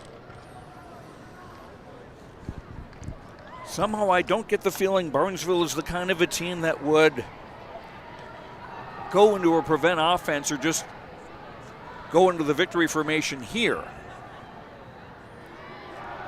As a swing pass on the near side is caught, 35-yard line, 40. Carlos Esteban Solana. No, check that, John Roller with the catch. Roller for a first down after a gain of 15. Pass play complete out to the 48. It'll be first and 10. Trojans have one timeout remaining and just over 1 minute to go in the first half.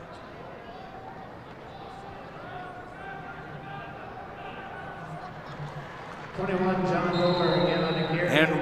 a handoff for Roller into Crookston territory at the 44. Gain of 8, second and 2. Barnesville on the Crookston 48. 35 seconds to go in the half. And an option kept by Zach Bredman, the quarterback. He gets across the 40-yard line for a first down. And look for Barnesville to try to take one big shot, or I should say a couple of shots here, try to get into the end zone and score once more before the half. They've got a timeout. They didn't use it, but they did spike the ball to stop the clock. With 19 seconds to go in the half.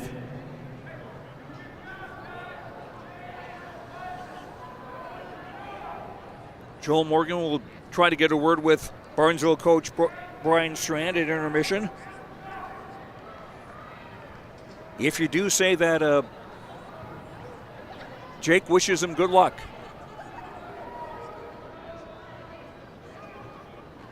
Play fake. Zach Bredman over the middle. Holy cow, is he open?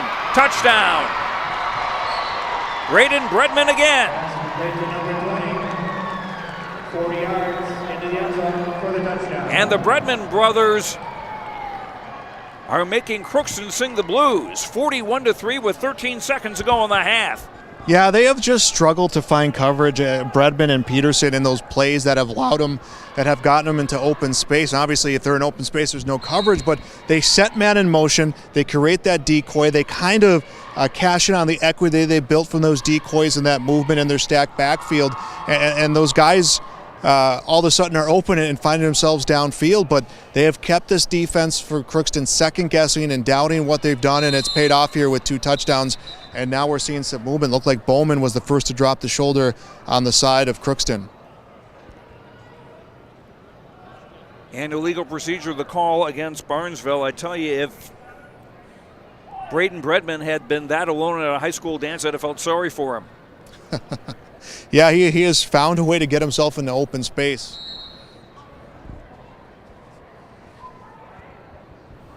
So for the second time today, Isaac Mandeville will try an extra point. Kick of 25 yards. He made the first one. Iniger to hold. And this one's good too. 13 seconds to go in the half. Barnesville 42, Crookston 3. The kickoff after this on YourLiveEvent.com. Ziegler Ag Equipment, Highway 9 North Ada, with this just arrived 2018 model MT740 Challenger with 18-inch tracks, 2,000 hours, 400 horsepower, 6 remotes, CVT transmission, priced at $305,000. New trade Versatile 846 with 18 4x38 tires, one owner tractor, priced at $39,000. And don't forget the early order discount program now for Amity Bead Equipment. Talk to Chuck or Neil at Ziegler Ag Equipment, Highway 9 North Ada, 218-784-2961. 13 seconds to go till halftime, 42-3 Barnesville, as the Trojans halfway there to go to 10-0 on the season and winning the Section 8 AA championship for a second consecutive year.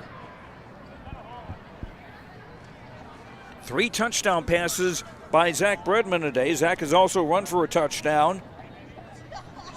Braden has run for a touchdown. And something to keep in mind now, Joe, going into the second half, we are in that running time territory, and that adding a little bit more pressure right now to Crookston.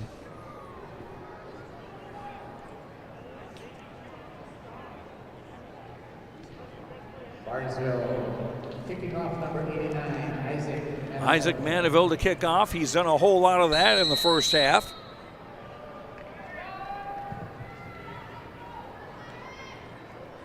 Fielded by Bowman. Bobbled on a fake handoff. And Bowman down at about the 11-yard line.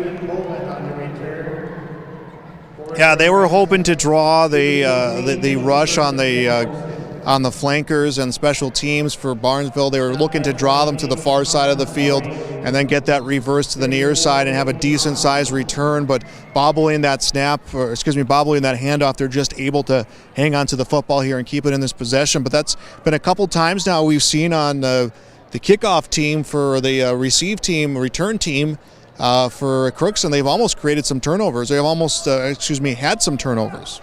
Pirates will start from their own 13-yard line. Dota under center out of the eye. Give for Ethan Bull around the right side. He'll be stopped near the 20, and that will be the final play of the first half. Barnesville in command, 42-3 on our Community Co-op Energy Solutions scoreboard. Joel Morgan is on the sideline trying to get a word with Coach Brian Strand of Barnesville.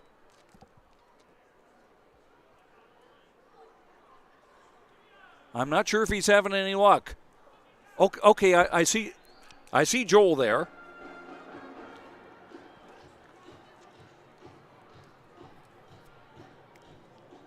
And hopefully he'll be able to get a word with Coach Strand. Yeah, Joe, they were able to get into that locker room here, so we'll hopefully get Coach Strand on his way back out here after he has a chance to talk to his team right now. But I can tell you this, coaching staff came right by me here, and there was a lot of happy faces right now. They are happy in the situation that they're in and that they've been able to do it on multiple phases here in the game of football. Once again, our Community Co-op Energy Solutions scoreboard at halftime. It's Barnesville 42 and Crookston 3. We will return to the Fargo Dome after this 2-minute break on YourLiveEvent.com. This is Nick Gordon, your ag business banker at American Federal Bank in Ada. I'm proud to call Ada my hometown and look forward to helping you with any of your ag, business, or other banking needs. I would enjoy visiting with you and help you achieve your goals.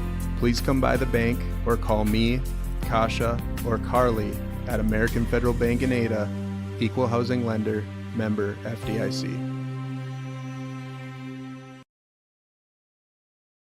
Are you thinking about moving to an assisted living facility? Consider Benedictine Living Community in Ada. Located in the heart of the Red River Valley, Benedictine's Ada campus includes Benedictine Care Community, a 49-bed skilled nursing facility, and Mission Court, an 18-unit assisted living facility that shares a campus with Essentia Health Ada. That means you have full access to healthcare directly on site. Benedictine Living Community in Ada. Learn more online at www.blcada.org or give them a call at 218-784-5001. Have you seen the huge selection of used vehicles that Christian Motors of Fertile has? Stop by the lot, talk with one of the guys about the huge selection of cars, trucks, SUVs, vans, and so much more. They've got a great selection of used vehicles right now. You can view them at christianmotors.com or christiancarsonline.com. One of the biggest selection of used vehicles around, it's Christian Motors. They're proud to be your Chevy and GMC dealer, Highway 32 North in Fertile. From Gate City Bank Field at the Fargo Dome, Joe Lancello and Joel Morgan with you. Reggie Funk on camera as the Barnesville Trojans are leading the Crookston Pirates 42-3 at halftime in this Section 8 AA championship game.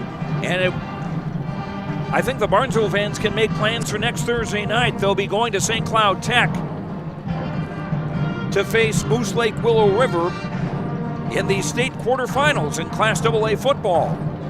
Yeah, and I think that is a time and a date and a situation that these Barnesville fans have planned on. Most of their Novembers is going on to that state tournament and having to put on some miles and having to play in some of these games. But, Joe, I had said in the pregame that I felt if Crookston wants to pull an upset, it's going to have to be a tone that gets set on the opening drive, that opening kickoff. We have a slip-up, an unforced error where Barnesville ends up getting pinned inside of their 10. 2 plays later, they fumble the football, results in a field goal, and you felt maybe that Crookston was going to pick up some momentum, but Barnesville unfazed.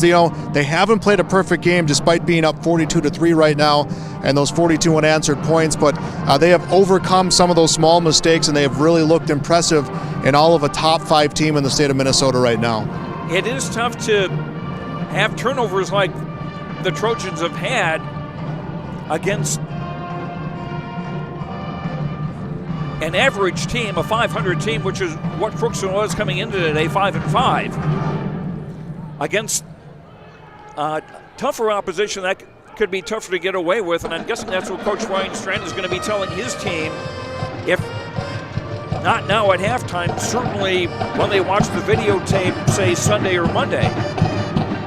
Yeah, and credit Crookston for the fact that they knew that it was going to be in other phases of football that they were going to have to be successful in to try to get a win here tonight in this game. They did it with special teams. They created some turnovers. There was one play, and this was early on in the game, where Crookston punted. It came off the hands of the punt blocker for the Trojans. It was picked up, returned inside of Trojan territory, and we had thought that was a prime scoring opportunity for the Crookston Pirates, and then the officials ruled that it would be Barnesville's football. They end up scoring on that drive, but you look at those situations, especially early in the game. Crookston had done a lot of the things that they had needed to do in this game, and they've had some good passing plays, but Barnesville unfortunately has just been able to keep pushing through some of those mistakes and some of those maybe gadget plays or different looks that Crookston's thrown at them. But Crookston has thrown a lot at the Trojans here tonight at the Fargo Dome, and it may not show in a 42-3 game.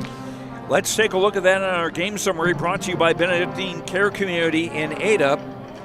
As Joel had mentioned, Barnesville received the opening kickoff, and the return man stumbled and wound up being down at the 6-yard line. And on the second play from scrimmage, there was a fumble. John Roller fumbled. It was recovered by Hunter Knudsen at the Barnesville 12-yard line. 3 plays later, 3 plays had gained 3 yards, and Crookston wound up settling for a Luke Erickson 26-yard field goal to give the Pirates a 3-0 lead. Barnesville came right back. Roller running for 33 yards on their first play from scrimmage after the ensuing kickoff, and the Trojans would drive 80 yards in 6 plays, taking 3:50 off the clock. Zach Bredman hooking up with Andrew Peterson on a 29-yard touchdown pass. Isaac Maniville's extra point was good to make it 7-3 Barnesville. on Crookston's next possession. There was what Joel just talked about a moment ago, a punt that was blocked, recovered by Bowman for Crookston, but the officials say the ball would be Barnesville's at the Crookston 30-yard line, and 5 plays later, the Trojans are in the end zone again. Braden Bredman scoring on a 4-yard run. The extra point kick was no good. 13-3 in favor of Barnesville, and that was the score at the end of the first quarter. On the first play of the second quarter, it was Barnesville linebacker Jonathan Robidoux recovering a fumble and running it back some 40 yards for a touchdown. The Trojans went for a 2-point conversion. It was Braden Bredman running for the deuce to make it 21-3 in favor of Barnesville. And we move on into the second quarter. The Trojans would score again, a 7-play, 73-yard drive that took 3:15. Zach Bredman scoring on a 6-yard run. Mandeville's extra point made it 28-3 with 3:18 to go in the half. Then a Crookston fumble recovered by Braden Bredman at the Crookston 30-yard line. 4 plays later, another touchdown. Zach Bredman to Braden Bredman, a 26-yard touchdown pass. The extra point made it 35-3 with 1:56 to go in the half. But then after a Crookston punt, the Trojans got the ball back with 1:22 to go on their own 33-yard line. And 5 plays later, they score again. Zach Bredman to Braden Bredman again, a 40-yard touchdown. And as I say, Braden Bredman was wide open in the middle of the field. The extra point made it 42-3 with 13 seconds to go in the half. That's where we stand right now. Crookston will receive the second half kickoff, but they're going to be facing running time, trailing by a count of 42-3. And Barnesville, unless there's a major reversal of fortune, Barnesville is going to go to 10-0. And again, they'll be playing at St. Cloud Tech on Thursday night against Moose Lake Willow River, which won Section 7 last night, beating Crosby Ironton by a count of 25-0.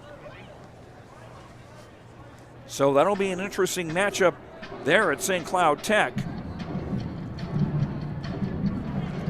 So on National Candy Day, things looking pretty sweet for Barnesville and their fans.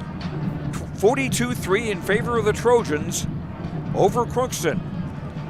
We'll come back to the Fargo Dome and get ready for the start of the second half in 2 minutes on YourLiveEvent.com.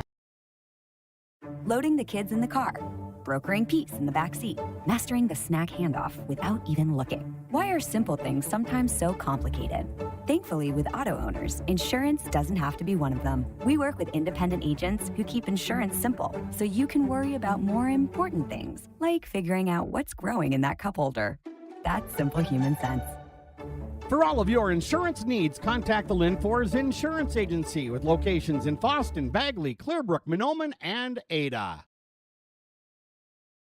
Team at Maple River Grain and Agronomy wishes the best of luck to the players in today's game. Maple River Grain and Agronomy is proudly serving producers, accessing markets, and building relationships in eastern North Dakota and western Minnesota. They offer a variety of grain marketing and agronomy solutions. See the latest updates by following MRGA on social media. They're active on Facebook, Twitter, Instagram, LinkedIn, and YouTube. Check out the website at mrga.com to learn more about Maple River Grain and Agronomy and how they can serve you and your operation. We built Irie Insurance with one philosophy: hire great people and provide great service and options. We want to help protect your home, farm, crops, personal, and your businesses. Hello, this is Shane with Irie Insurance, and since day one, we have followed this golden rule to help protect you. That's why we have so many locations like West Fargo, Devils Lake, Hope, Hillsboro, Mackville, and Towner. To find out more about Irie Insurance, go to IrieInsurance.com. Irie Insurance is an equal opportunity employer and provider. And welcome back to the Fargo Dome. Joel Morgan is on the field with Barnesville coach Brian Strand. Joel? All right, thank you, Joe. Coach, you guys have that miscue early in the game. You give up that field goal. You guys have responded well so far after that. You guys have been in this position before. Were you guys kind of a little unfazed and knew what you could do? We were. I mean, it was a mistake that happened. You know, you can't hang your head about something in the first quarter. So, I mean, we just kept coming at them, and like I said, I mean, we are very deep, very, very deep. So we knew that we'd wear on them a little bit, and our kids are excited about this, you know. One of the hallmarks of your program has been your ability to run the football. 3 passing touchdowns in this game. How happy are those of those opportunities? Very happy, I guess. You know, they're presenting it to us, and the way they're playing the defense, it's there. It's hard to look at a game when you're up 42-3 and think about some of those mistakes you've had. You had a few turnovers, a few plays. What was the message to your players at the half? We need to get ourselves in game shape. I mean, US Bank Stadium is our goal. So that therefore we are going to play 3 quarters tonight. We're going to play hard. We're going to get ourselves into shape to play 4 quarters. All right, Coach, thanks for joining us here. Good luck. We'll talk to you afterwards. Thank you very much. Back to you, Joe. Okay, Joe Morgan, thank you very much. 42-3, Barnesville ahead of Crookston. Crookston will receive the second half kickoff. And once again, it'll be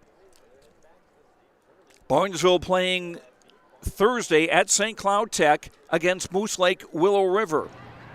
Last year, Barnesville made it to US Bank Stadium. They wound up losing in the semifinals to the eventual champions Chatfield. And if I remember correctly, that was a game that was decided by less than a touchdown. And Chatfield's win over Eden Valley Watkins, it was Barnesville beating Eden Valley Watkins last year in the state quarterfinals. I just seem to remember that Chatfield's eventual win at state was a rather close game in itself. So I'm sure the Barnesville players and coaches thinking that could have very well been us at US Bank Stadium holding the state championship trophy. Yeah, and we heard him talk about that, Joe. Coach Strand saying, US Bank Stadium, that's our goal. That has always been our goal. That's where we want to be, and this is just another step in walking in that direction. But, you can feel the confidence, and that comes from a team, as we mentioned, with so many upperclassmen, so much experience, not just for these players, but where this program has been. And we mentioned that with Coach Lebarski taking over this Crookston program, as he comes from a winning tradition. Mm-hmm. He is trying to instill that in his players. And, Crookston obviously wants more to finish this game with just 3 points, and that's what they're fighting for here right now. But there's going to be some things like that rub off with this Pirates team that maybe moving forward, players will understand what it takes to get to that level, and that's where they all want to be. And Joe, we mentioned Barnesville having 45 juniors and seniors on their team, which is what you normally see in a Class AAA or 4A team. Situations like this gives a lot of those players experience in a big setting like this. Yeah, and it's 42-3. We're going to see running time here in the second half of this game, and expect Coach Strand, he's going to start getting some of these younger guys in there, and it's not just going to be scenarios where, hey, we're running the football to run off time. It's to, hey, you're going to run our offense on this big stage against a team like Crookston here at the Fargo Dome, so you know what this program's expectations are. And also, sometimes this time of the season, it's a game of attrition. Which team is going to stay healthier? Which team is going to have the most depth? And that's maybe something that you're trying to tag on a little bit here in the situation, up 42-3, running time with 2 quarters of football left. That's something both teams have been fortunate here that we haven't had any injuries. Yeah, and it's been a hard-hitting game. There's been a hard-hitting game, and there's been a lot of big gang tackles, and Crookston has just bounced right back up and made plays. Barnesville has bounced right back up, and they've made plays. So, and the hits echo just a little bit different when you have a roof over your football field, Joe. And you hear the booms of the kicks and the punts a little bit more here, too. Yeah, it's a whole different experience playing indoor football, and we're so lucky to have those opportunities here at the Fargo Dome, and of course going on to US Bank Stadium. You look at South Dakota with the Dakota Dome. Anytime you can play indoors, weather-wise, yes, of course, in this part of the world, but just a great experience for everyone involved. In Crookston right now, they're down 42-3, but they'll remember this opportunity they had to play at the Fargo Dome. Kids in the state of Iowa look forward to the semifinal and final round at the University of Northern Iowa's Dome. That's right. I forgot Iowa. They play down here at the Unidome, so. I was fortunate to be able to broadcast a couple of semifinal games there 2 years ago. Especially as that was a COVID year. So there's something about being in the Midwest, Joe, and having to have dome facilities for this exact purpose. And I'm sure the people in Wisconsin who don't have one are calling us sissies. Or well, we could have a word for them too. Here's the Maniville kickoff. Fielded by Ethan Bowman, 25-yard line, stopped near the 30. Where Crookston will start the second half, 1st and 10. And again, what Crookston is fighting for right now, first off, you're your first team, and I believe it's over a decade now that you've played in this section championship game, but you're fighting for that 3 becoming a different number right now, and for the seniors, you're fighting for a good showing over your final 2 quarters, what could be the final 2 quarters of your career.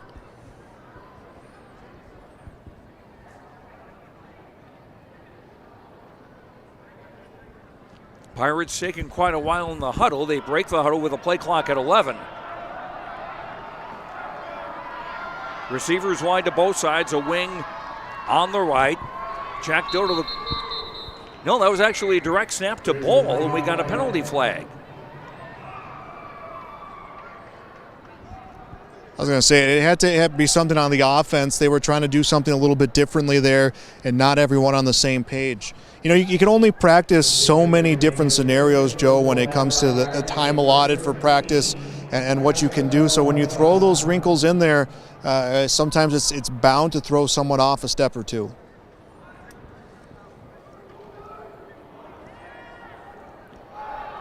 I don't see Dota on the field. Bull is in the pistol, and he's going to take the ball and run straight ahead. I see Jack Dota on the sideline, not getting any medical attention. His helmet on, shoulder pad still on. So I'm not sure if this is related to an injury or if it's a strategic move by Coach Nate Lebarski. I said I think you can go either way on that, and you wonder if they're just trying to get maybe a wildcat look to their offense right now as things have stalled up a little bit. You know, you're going to have Geis shoulder to shoulder with Bull. You have 2 of your top running backs now out there in the backfield. Snap is to Bull, rolling right, throwing. Pass caught by Carter Collett for a short gain. You know, I don't have the full positioned roster in front of me, Joe, but you wonder, is Bull even have that those 2 letters, that QB letters there behind his name? Nope, he's got RB and LB. So it's interesting to see what this strategy is here right now for Crookston. 3rd and 15. And now Dota will come back out. 3 receivers left, 2 to the right. Empty backfield. Bull coming in motion, takes a jet sweep handoff, and he'll be knocked for a loss of a couple of yards.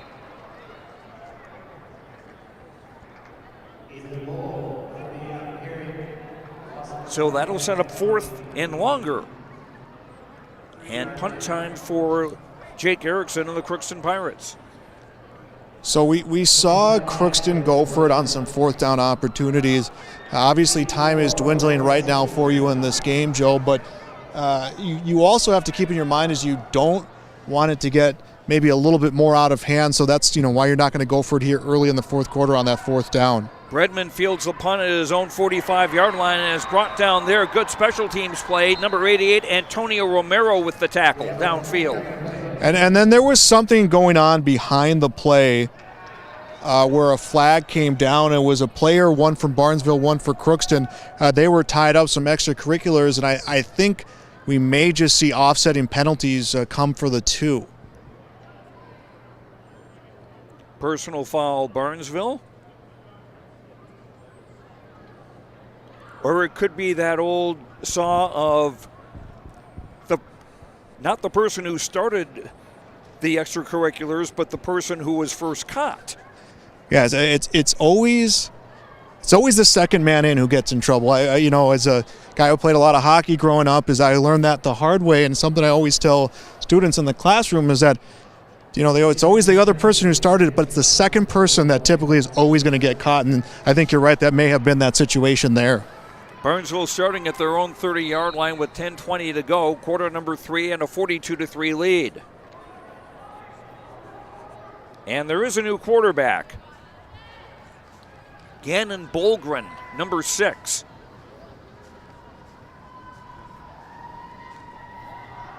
And a give inside for Dawson Gregg, number 2, a 5'9", 165-pound junior. And again, and that's how you build depth, and that's how you build your program, and it's in situations like this. And it's how you build confidence. Gregg runs for 11 and a first down. Because he's running against somebody's number 1 team. Not against the JV on a Monday or a Thursday afternoon. You know, you look at the sidelines, look at Crookston's, and look at Barnesville, and Crookston has some good numbers, but it's a testament to how good the numbers are right now in Barnesville. And a handoff, Ethan Larson trying to go around the right side, got tangled up with one of his linemen, it appeared. And there'll be a loss of a couple of yards, make it 2nd and 12.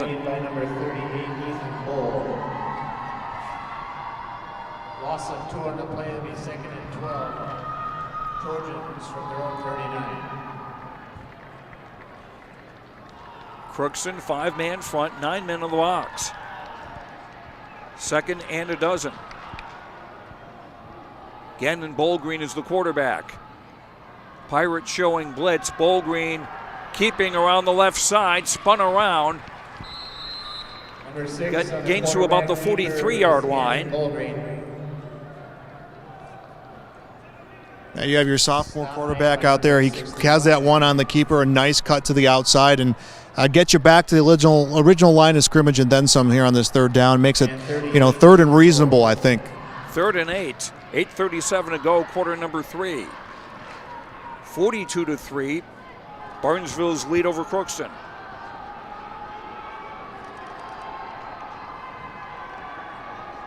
Double tight end set in the full house backfield. Bolgreen throwing over the middle. Passes picked off.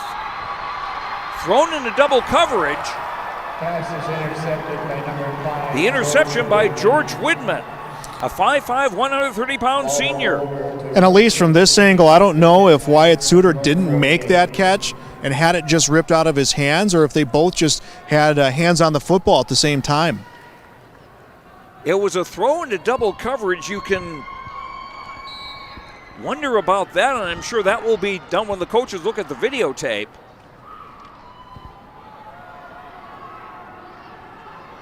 But Widman at 5'5", 130, the smallest guy in the field. 3 receivers left, 1 to the right.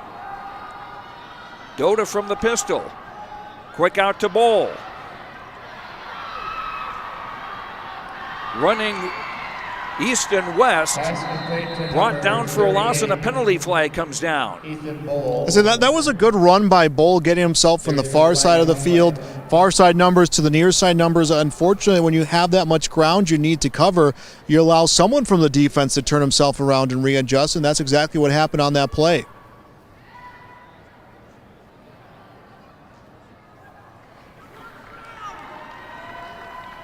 Personal foul on Crookston. And you can see Ethan Bowl, not happy with that call that came against his team. He wasn't happy with that run as he didn't get the yardage he was looking for, and definitely not happy now that they're going to lose some yards here with only so much time left to play in this game and in this season for Crookston. The play was a loss of 7 yards, and you tack the penalty on top of it. Crookston now working from their own 25-yard line. They've got to get to the Barnesville 42 for a first down. 1st and 33. And that 1st and 33, the way Barnesville's defense has been, might as well be a 1st and a mile. 3 receivers left, 1 to the right. Doda rolling right. Fake the pass. He'll be wrestled out of bounds. Looks like about a loss of a yard. Connor Lopes, the linebacker, on the tackle. Lokes did a nice job shuffling his way over, moving to the near sideline, and staying with the quarterback on that play. Brings up second down. They'll call that no gain on the play, 2nd and 33. Still on the 25-yard line of the Pirates. 7, and because he went out of bounds at 7:43, I guess it's the fourth quarter when we get to running time.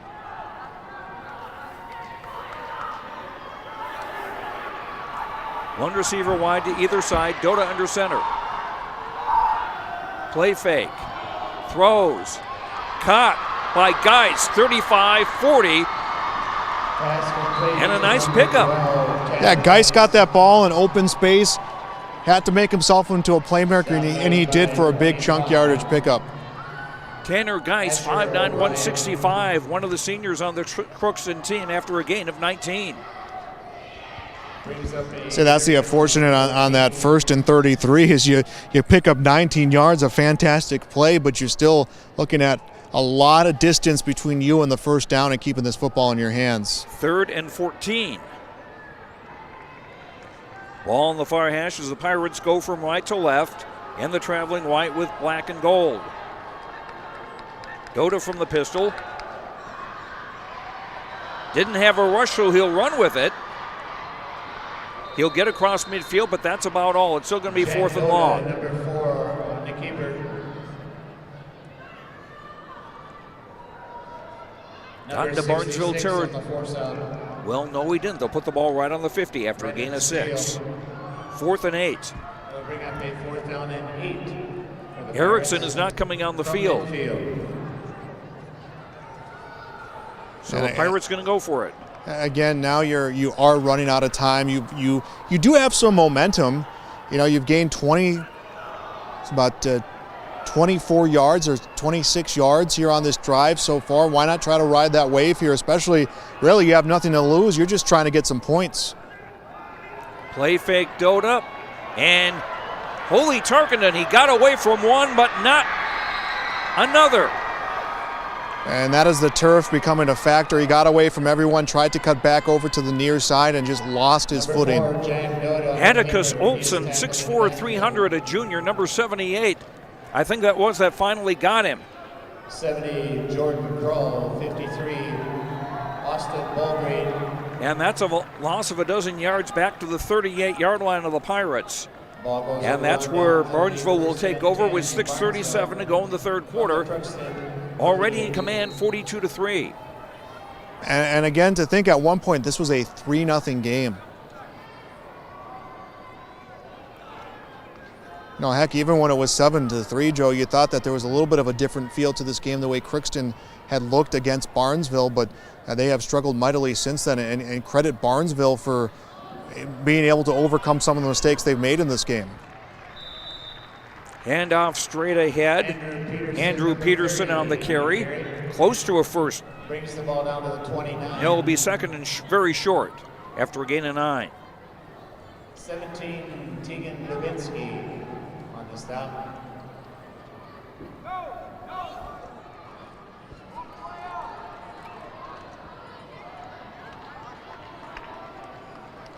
.45 Ethan Larson in the backfield, along with 30 Andrew Peterson and 21 John Roller. So the Bredman brothers getting a break. Ethan Larson trying to hop and skip away from a defender, gets a first down across the 25. 45 Ethan Larson on the carry, brings the ball down to the 25 of Crookston. Pick up a 4 and a first down. 7, Riley Helgeson, 77. 5:35 to go in the 3rd. 42-3 Barnesville.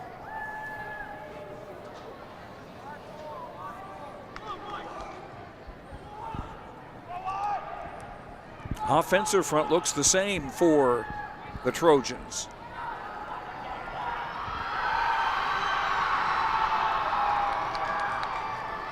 Peterson over the right side for a short gain. Number 30, 65, Leighton Fuentes on the tackle, 5'5", 160, a senior. 38, Ethan Cole.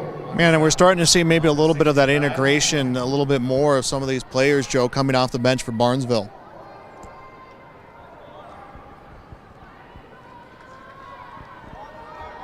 Wyatt Suter remains in the game at one of the ends, as does Tate Iniger. On 2nd and 7. On the option, Bolgreen. Trying to cut inside. He'll have a first down.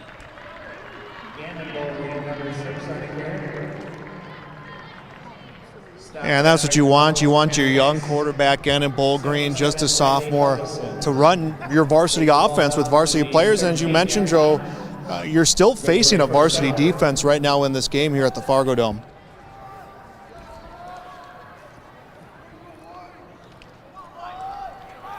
Bolgreen averaging over 12 yards a carry with 1 touchdown on the year. He's got 360 yards coming into today.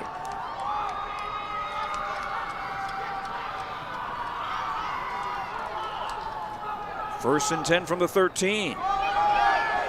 Bolgreen again. Nice job of hiding the football, but he won't hide his delight at scoring. And that was a great sell for Andrew Peterson. Everyone thought it was just a run right up the A-gap, and Bolgreen rolls around to the near side, and he is to the end zone. A big touchdown for the sophomore here at the Fargo Dome. 48-3 with 3:53 to go in the third.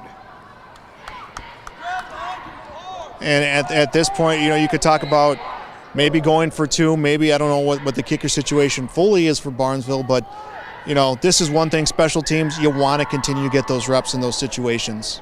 They do have a second kicker who's kicked a couple of extra points on the year, but we will see Isaac Manival again with Iniger holding.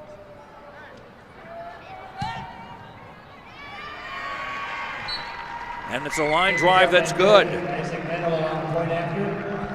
On the Community Co-op Energy Solutions scoreboard, 3:53 to go third quarter. Barnesville 49, Crookston 3.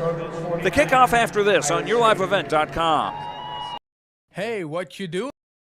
Crawling around under my planter trying to figure out if I need any maintenance parts replaced. It's harvest time, buddy. Yeah, I know, but the guys at RDK Enterprises keep reminding me to check now, just in case I need something ordered. What do I look for? Just give RDK a call and ask some questions. They are the guys I go to for answers. This is Chris from RDK Enterprises, your local precision planting dealer. We will answer all of your planter questions or come out to your farm and take a look at your planter. Give us a call, 701-636-2119 or planterdoc.com. The Barnesville scoring drive, 38 yards, 5 plays, took 2:44 off the clock. And something that actually set up that scoring drive, Joel, was that sack on 4th down where Dodo was hit for a loss of 12 yards. Yeah, the credit Crookston, they were really driving on offense, and they went for it on 4th down. They needed to, at time not on their side, but yeah, that big sack and that big loss is what set up that eventual touchdown. Just add a little bit more to the points off turnover that Barnesville has been able to get here today. Barnesville season high 62 on a 62-0 win over Pillager. As Isaac Manival to get a little more practice on his kickoffs.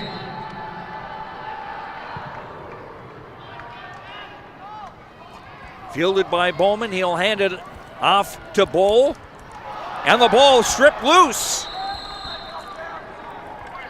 And it's Barnesville's.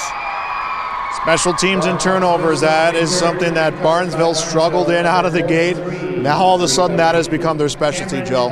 Cameron Halverson, a freshman, number 43 on the recovery. And there we go, the youth just chipping in here in this 49-3 game. Coach Strand saying he didn't actually dress or wouldn't dress that terribly many freshmen. I think it was just maybe about 2 or 3, and Halverson apparently one of them. And he makes a good case for that. Trojan football at the Crookston 25.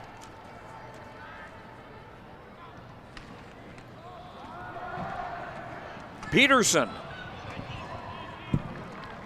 fighting hard to gain 7 yards before he's knocked out of bounds. And Peterson just kind of took hit after hit after hit after hit and kept moving.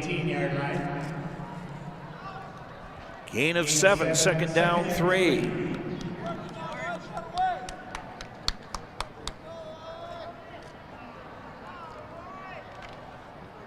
And you can hear the encouragement from the coaching staff of Barnesville.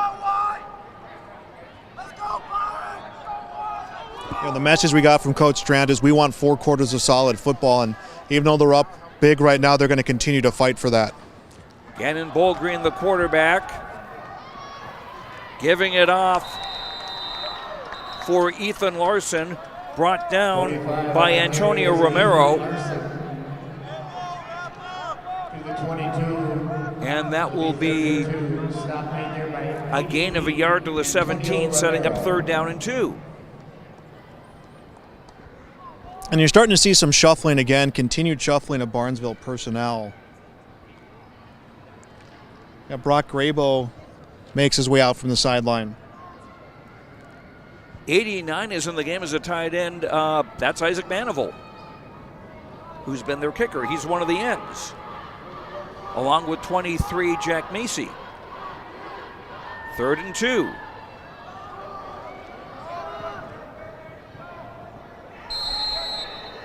And Bolgreen apparently didn't fool Ethan Bull that time. 28, Colin Morey. Well, wait, he fooled a whole bunch of people. It was Colin Morey on the carry. I was going to say, they went right up the middle, and that's what becomes so deceiving, especially as a broadcaster, Joe. Not that it is all about what we do out here over the course of a game, but you'll see so many finished plays because, I think every coach who plays Barnesville said you got to finish every play because you're not going to know who has the football in the heat of that moment, and that is one of those instances there. 4th and a yard from the 16. Some new backs in the game for Barnesville.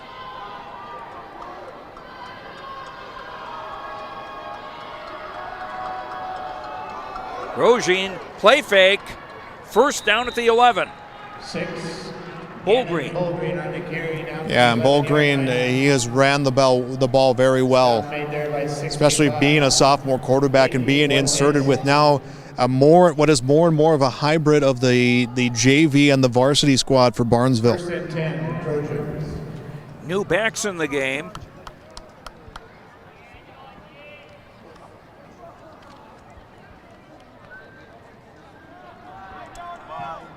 There's a number 5 who I don't have on my program. Number 12, Noah Stanford, a junior, is in the backfield as well, along with Peterson.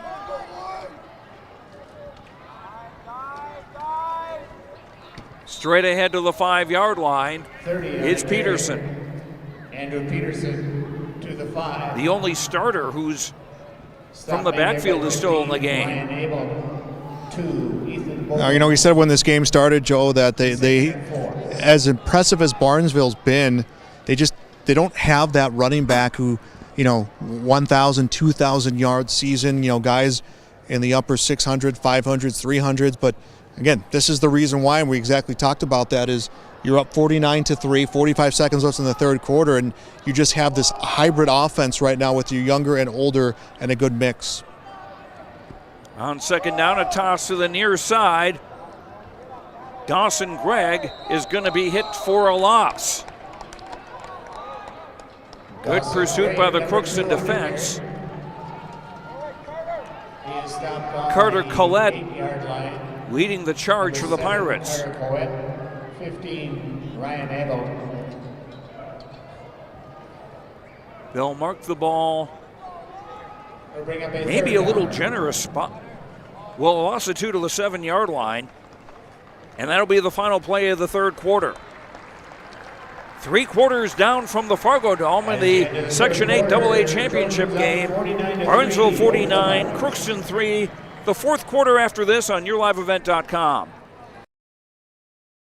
John, Wayne, and Marissa at the Ben & Hoagland Agency of Ada and Moorhead take this time to wish all farm families and farm workers throughout the area a safe and successful harvest. Keep safety in mind when you're out on and around the tractors and trucks and other machinery in the fields and around the farm this harvest season. Don't cut corners when it comes to safety. It could cost a life. John, Wayne, and Marissa at Ben & Hoagland Agency thank you for your business, and they remind you if you have any questions about crop insurance, call or stop and visit with them. The Ben & Hoagland Agency of Ada and Moorhead. At kickoff, we offer our energy solutions programs to help area farm operations. Hi, this is Rocky Bruin. One of our popular programs is our fuel contracting with only 30 cents per gallon upfront payment, and our pricing programs are a couple quick reasons why you would lock in your fuel contracting price with Community Co-op. Let us help you manage your risk. Call 1-888-935-2281 and we can discuss more of your energy solutions programs from Community Co-ops of Lake Park. With Joel Morgan, Joe Lancello with you from Gate City Bank Field at the Fargo Dome. Final 12 minutes of the Section 8 AA Championship game. Barnesville leading Crookston 49-3. We should be in running time now. Barnesville looking at 3rd and 7 from the 8-yard line.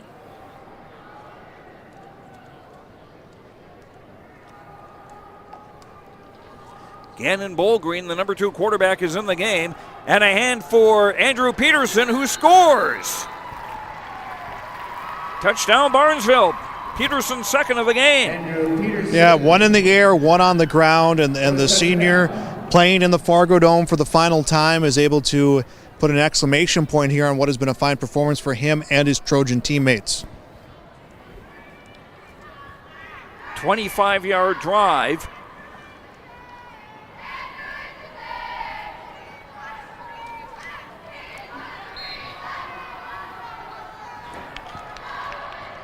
And we do have a different kicker. We have the same holder in Iniger. This is Peterson lining up to kick, a left-footed kicker. I was going to say, if Peterson scores a touchdown, now has to try to make the extra point. Snap is there. Line drive. Good. You know, it wasn't the prettiest, but it did the job for Barnesville. So you can get your second string kicker in there. 11:02 to go in the ball game. It's Barnesville 56, Crookston 3. The kickoff after this on the Community Co-op Energy Solutions scoreboard on YourLiveEvent.com. Exceptional people, exceptional care. Riverview Health is pleased to welcome Dr. Vanita Parikh to their team. Dr. Parikh is an experienced interventional pain management physician specializing in effective treatment options to increase functionality and comfort for daily living. For appointments, call Riverview Clinic at 218-281-9595. Dr. Parikh is seeing patients in both the Crookston and East Grand Forks clinics. Riverview Health. The scoring drive for Barnesville, 25 yards in 7 plays. It took 4:03 off the clock.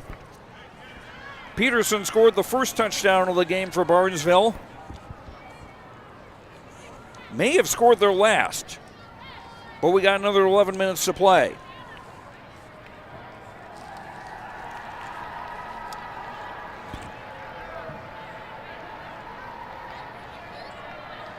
As Barnesville's Purple Gang is going to be going to St. Cloud Tech on Thursday night to play Moose Lake Willow River in the state quarterfinals. Like I said, this is an annual event for Barnesville faithful, and they tell you they have their faithful, but Crookston, a good showing of yellow out there in the stands. Timothy Wells, we have a new kicker on the kickoff. He's showing off. Kickoff to the 14-yard line, fielded by Bull. Tries to change direction and is stopped at the 20-yard line.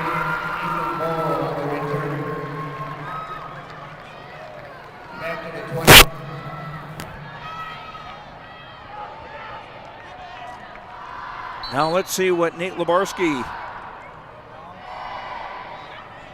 has. It looks like quite a few of the same guys I'm seeing Let's see, Dalton DeLuzzo in the game in the offensive front, Jaron Bailey.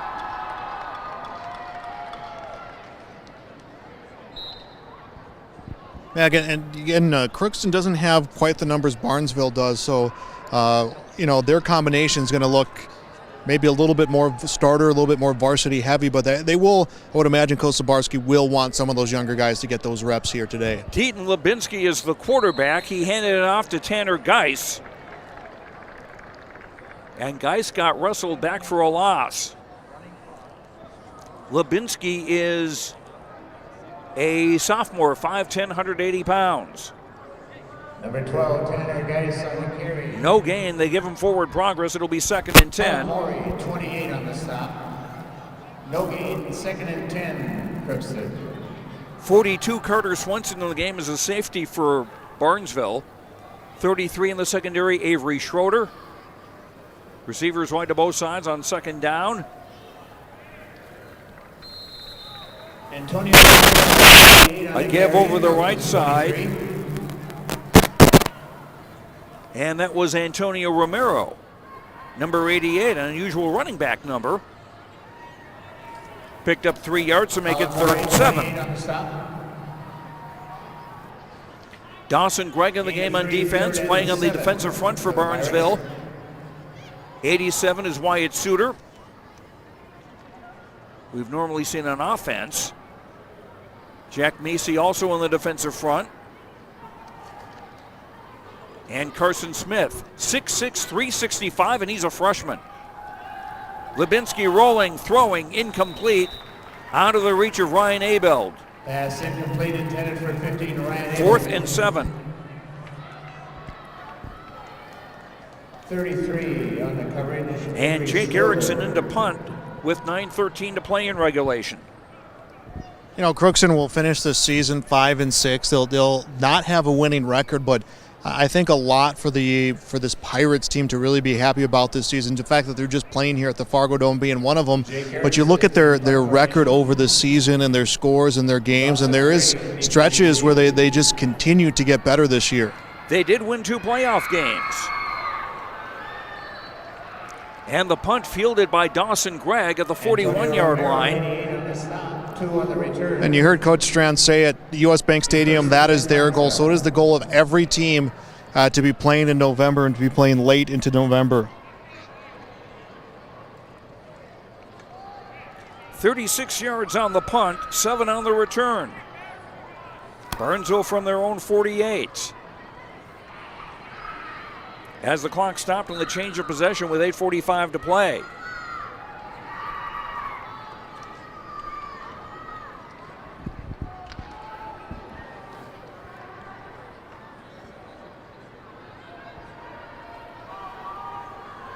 Gannon Bolgreen, the quarterback. He's been the quarterback for the whole second half. Bolgreen on a keeper. Nice hurdle. Penalty flag down. Yeah, not sure what the flag was for.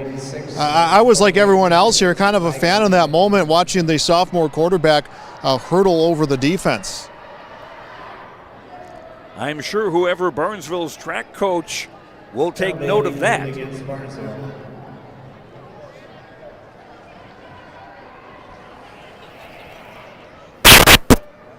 Now, I know once upon a time jumping over an opponent was a penalty in the NFL. That's been changed. It may still be a penalty in the high school level. I don't know what this is, but it's 15 big ones. From the spot of the foul. From the 38-yard line, this will make it 2nd and 20. Or check that, 1st and 20. Well, wait a minute. They counted it after the play. So, yeah, 2nd and 20. That's what the down marker there says. 2nd down.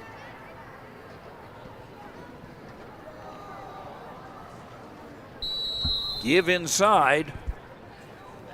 Hunter Billy, number 7 on it. That's junior Hunter Billy who got the handoff, and I believe that is his first carry here of this game as we continue to see just more and more of this roster for Barnesville make their way onto the Gate City Bank field here at the Fargo Dome. He picked up 4. Okay, it is second down now. That last play was first down. Okay. Now I think everybody's on the same wavelength. 7:19 to go, clock running. 56-3 in favor of Barnesville.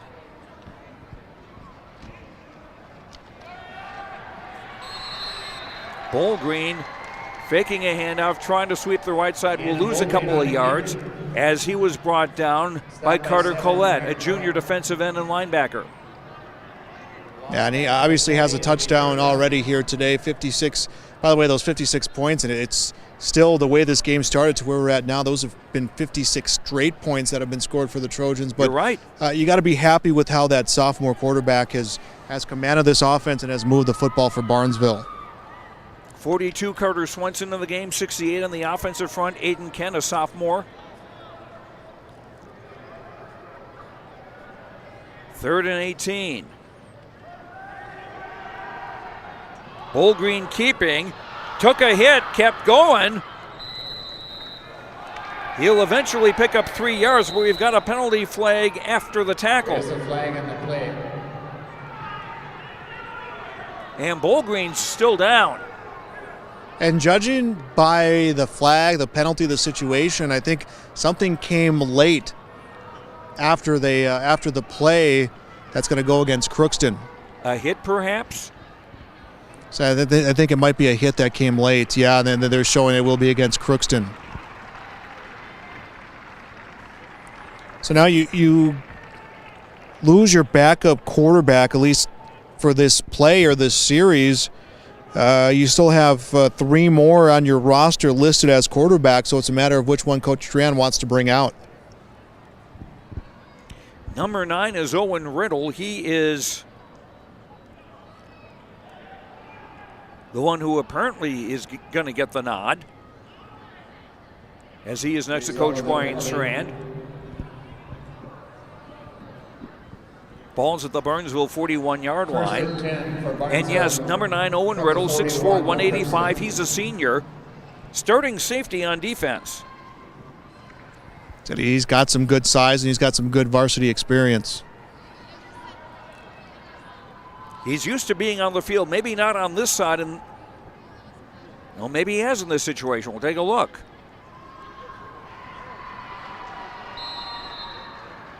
Kept the ball on a fake and wound up losing yardage.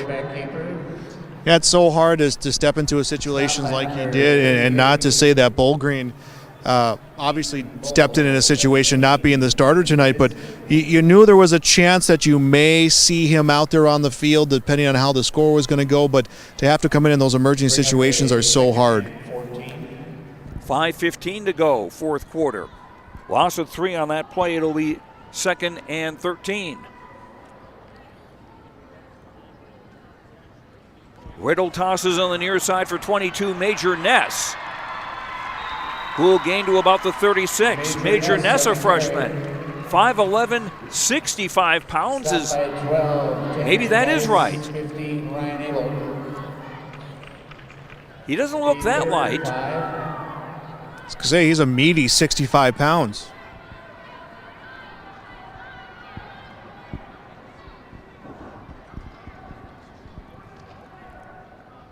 He gained 8 on that play, setting up 3rd down and 6, or 5 with under 4.5 to play.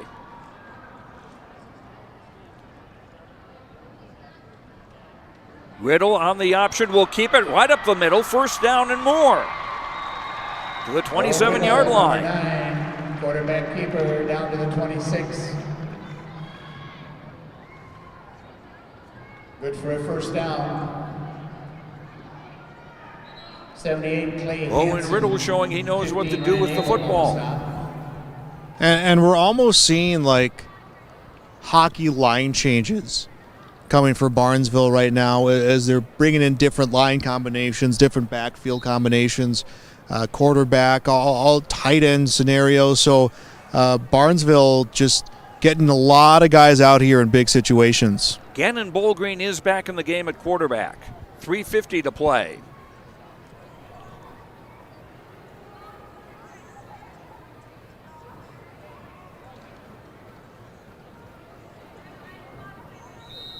give over the left side. 8 on the carry. Down to the Number 8, 24. Aiden Hawk, a junior, 5'8", 140. Carter Cowan. 12, Tanner Geis. Gain to the 24-yard line, pickup of 2, 2nd and 8. 3:20 to go in the ball game. Crookston will end its season 5-6. Barnesville will improve to 10-0, but Crookston will have had 3 extra weeks of practice, extra weeks of play to get these 3 games in, or actually a couple of weeks, but still just a little more time working on things. And I think a lot of coaches enjoy that when Minnesota, you don't have to qualify for the playoffs. The playoffs are guaranteed. You play an 8-game regular season schedule. So you ask any coach, even when you know it's a situation where you might not be likely to win that game, is you know that you get that extra week to build towards your next season. Ball Green fumbled, recovered it. Wound up losing yard to the 25. It's 3rd and 11 with 2:30 to play.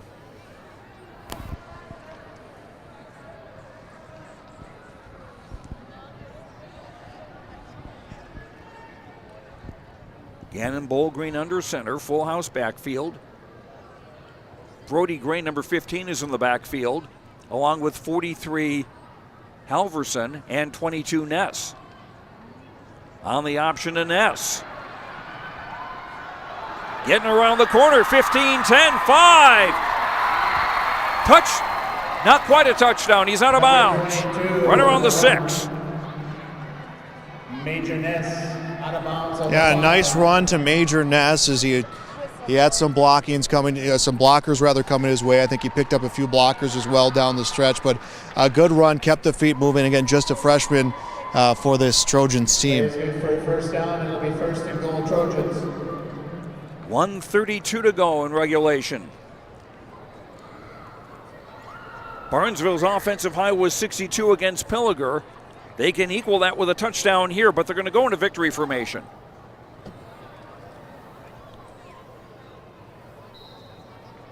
Number 6. Ball Green will take a knee. Familiar territory for this Barnesville team as they are now just over a minute away from another trip onto the state tournament.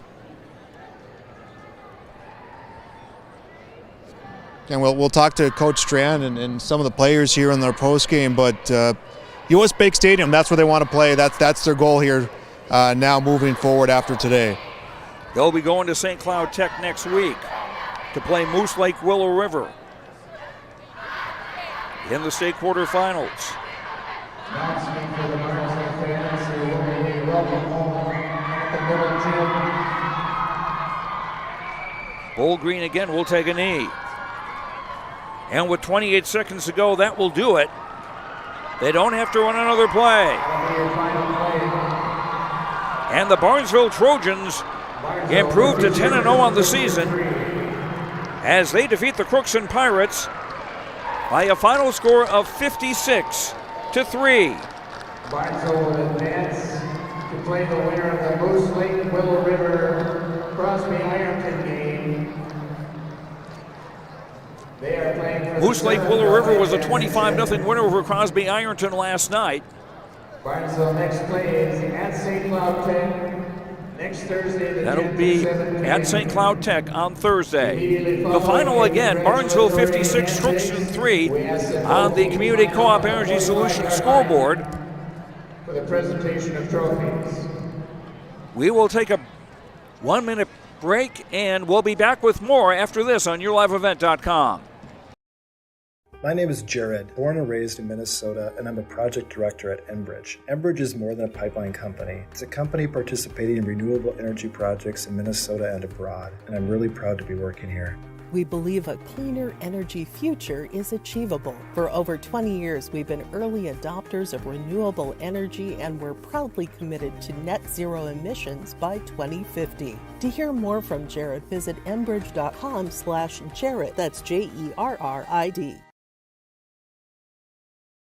The Erickson Smokehouse and Fertile, serving daily lunch and nightly dinner specials. Dine in or carry out 945-6806. As you travel to games this tournament season, stop in before or after at the Erickson Smokehouse for a great meal smoked in-house at the Erickson Smokehouse. Wings, brisket, chicken, and more when you head to the Erickson Smokehouse in Fertile. Wishing good luck to our area teams participating in postseason play. Daily lunch and nightly dinner specials available for dine-in or carry-out 945-6806 at the Erickson Smokehouse in Fertile. Farmers, are you shopping for a bank that has many flexible options tailored to fit your farm's unique financing needs? Franzen Bank is an approved Farmer Mac lender, meaning they can offer long-term, fixed-rate loans on equipment, land, operating lines of credit, and more. Being a Farmer Mac approved lender also means Franzen Bank can get you a decision quickly. Learn more at franzenbank.com/farmermac. Franzen Bank and Trust. Real people, real results. Member FDIC. Your winter home destination is calling. Arizona, here you come. Make your real estate dreams come true with Jennifer Calva at Keys to Your Dreams Realty. Jennifer is from the Red River Valley and is licensed in Arizona and welcomes you to find your winter destination in the Grand Canyon State, just like she and her family have done. Call 218-261-0953 and visit keystoyourdreamsrealty.com. Equal housing opportunity. With Joel Morgan, Joe Lancello with you from Gate City Bank Field at the Fargo Dome. Barnesville winning the second consecutive 8AA championship. 56-3 the final. As the Crookston players receiving the runner-up trophy. Yeah, and they got a lot to be proud of this season. You get 2 playoff wins. You finished 1 win away from being a 500 team. First time playing this section championship game in a long time. I know it's a program that's trying to change their tide, and you know what? They played really well to start this game, so a lot for Crookston to be happy about this season. And the Barnesville players showing that trophy to their fans before it goes into the trophy case, and hopefully they want to add a few more to that.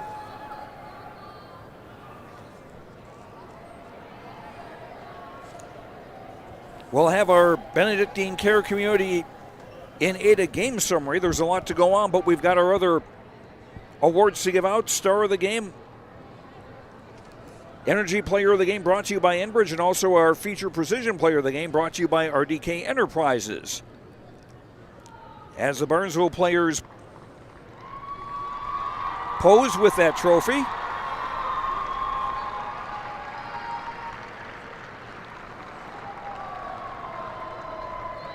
Again, just a familiar spot right now for Barnesville and for their fans. And the coaches seem pretty jovial too as they were in the background there. Well, as long as we've, I think, got a couple of minutes, we can try to squeeze in the scoring summary. There's a lot of it here with a 56-3 score. It was Crookston opening that scoring on a 26-yard field goal by Luke Erickson that was set up after a Barnesville fumble on the second play of the game. That was recovered by Hunter Knutson, 3-0 after the Erickson 26-yard field goal. But then Barnesville would come back, drive 80 yards in 6 plays. Zach Bredman hooking up with Andrew Peterson on a 29-yard touchdown pass to make it 7-3. Then after a blocked punt that Barnesville wound up getting possession of at the Crookston 30-yard line, a 5-play 30-yard drive. Braden Bredman scoring on a 4-yard run to make it 13-3. That was the score after the first quarter. First play of the second quarter, there was a Crookston fumble recovered by linebacker Jonathan Robidoux. He ran it in for a score to make it 21-3 after a 2-point run by Braden Bredman, excuse me. Later in the second quarter, it was Zach Bredman, the quarterback, on a 6-yard run. The extra point made it 28-3. Then after a fumble recovered by Braden Bredman, it would be the brothers Bredman, Zach to Braden, a 26-yard pass to make it 35-3 with 1:56 to go in the half. Then after a Crookston punt, the Bredman brothers combine on another pass, 40 yards this time. The extra point made it 42-3 at the half. Into the third quarter. Backup quarterback Gannon Bolgreen, who played most of the second half, scored on a 13-yard run to make it 49-3. That was the score after 3. Then on the first play of the fourth quarter, it was Peterson scoring on an 8-yard run. And Peterson also kicked the extra point to make it 56-3, and that is how the game ended. Our game summary brought to you by Benedictine Care Community in Ada.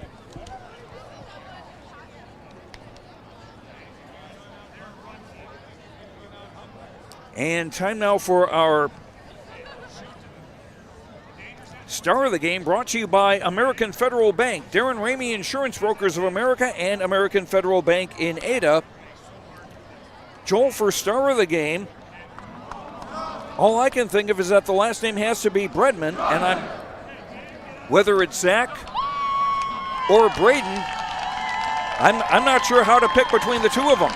Yeah, so they both gave us a lot to really be excited about, and really a lot we can talk about. And I said early in the game, I said there's a lot of guys who are contending for some of our post-game accolades.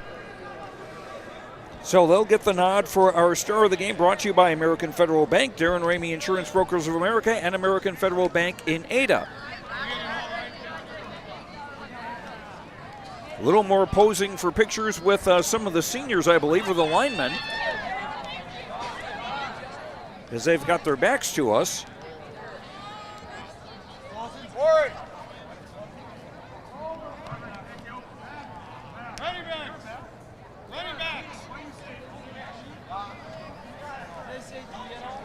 And time now for our energy player of the game, brought to you by Enbridge. Tomorrow is happening right now. Now more than ever, the world needs safe, secure, sustainable, and affordable sources of energy. Visit tomorrowison.com. Enbridge. Life takes energy. And we're having some guys also back from the locker room to take part in some more pictures. Yeah, they're taking their positional pictures right now with that plaque, and Andrew Peterson, Braden Bredman, two of the players we hope we get a chance to talk to, and they're just getting done with their pictures here right now. Energy player of the game, let's give that to Andrew Peterson, as he scored on a touchdown catch, scored on a touchdown run, and also kicked an extra point. Andrew Peterson, one of the seniors on the Barnesville team, our energy player of the game, brought to you by Enbridge.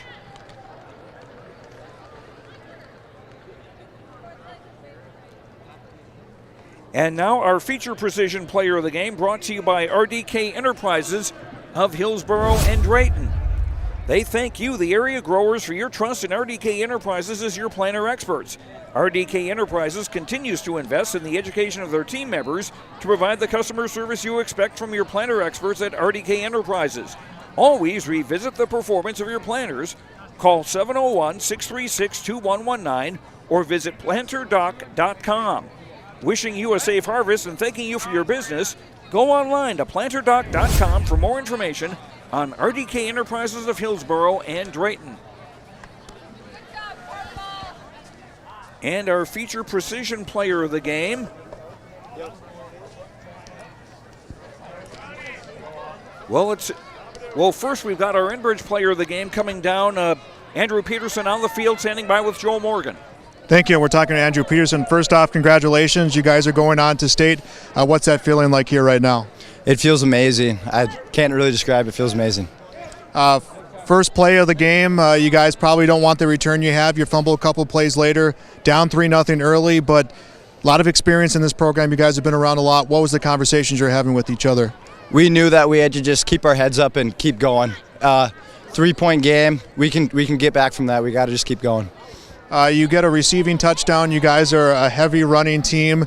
You're left open. What were you seeing in those plays that allowed you to find so much open space? Yeah, I just see openings and I go to them on that one touchdown catch. I found the opening on a scramble play and just made it happen. You kick an extra point. That one probably not the prettiest one. It comes off your foot. You see it going. What's going through your head there? I was just hoping it went over the crossbar. you're able to get that one in. Let's talk about your team as a whole. You have a lot of players on your roster. A lot of these guys don't see a lot of the field. They give you guys a lot of work at practice. How happy were you to see your teammates get out there and see some minutes in this game like this? It's amazing. They work hard getting our starters ready for games, so when they can go out there, it's amazing. Finally, how long are you going to celebrate this one, and then how long do you flip that switch and get ready for your trip to St. Cloud? We're going to celebrate tonight, and tomorrow we're on to the next one. All right, well, congratulations on your win. I'll let you join your teammates. Thank you. All right, back to you, Joe. Okay, Joel, thank you very much. And our Precision Player of the Game, feature Precision of the Game, brought to you by RDK Enterprises. Joel, I'm kind of thinking Jonathan Robidoux, the linebacker for the Barnesville Trojans, give the defense a little credit, and it was Robidoux who scored a big touchdown on a fumble recovery.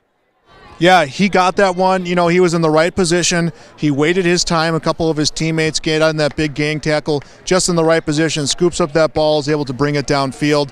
I would say that that was a huge play, and the defense did well, and special teams did well. But we got to give some props to the defense, and I think that's the right call. Jonathan Robidoux, senior middle linebacker, with a fumble recovery for a touchdown on the first play of the second quarter, as Barnesville went on to defeat the Crookston Pirates 56-3 in the Section 8 AA championship game. Is Coach Ryan Strand available, Joel? Yeah, I want to try to grab Coach Strand here. All right, we'll let you do that. And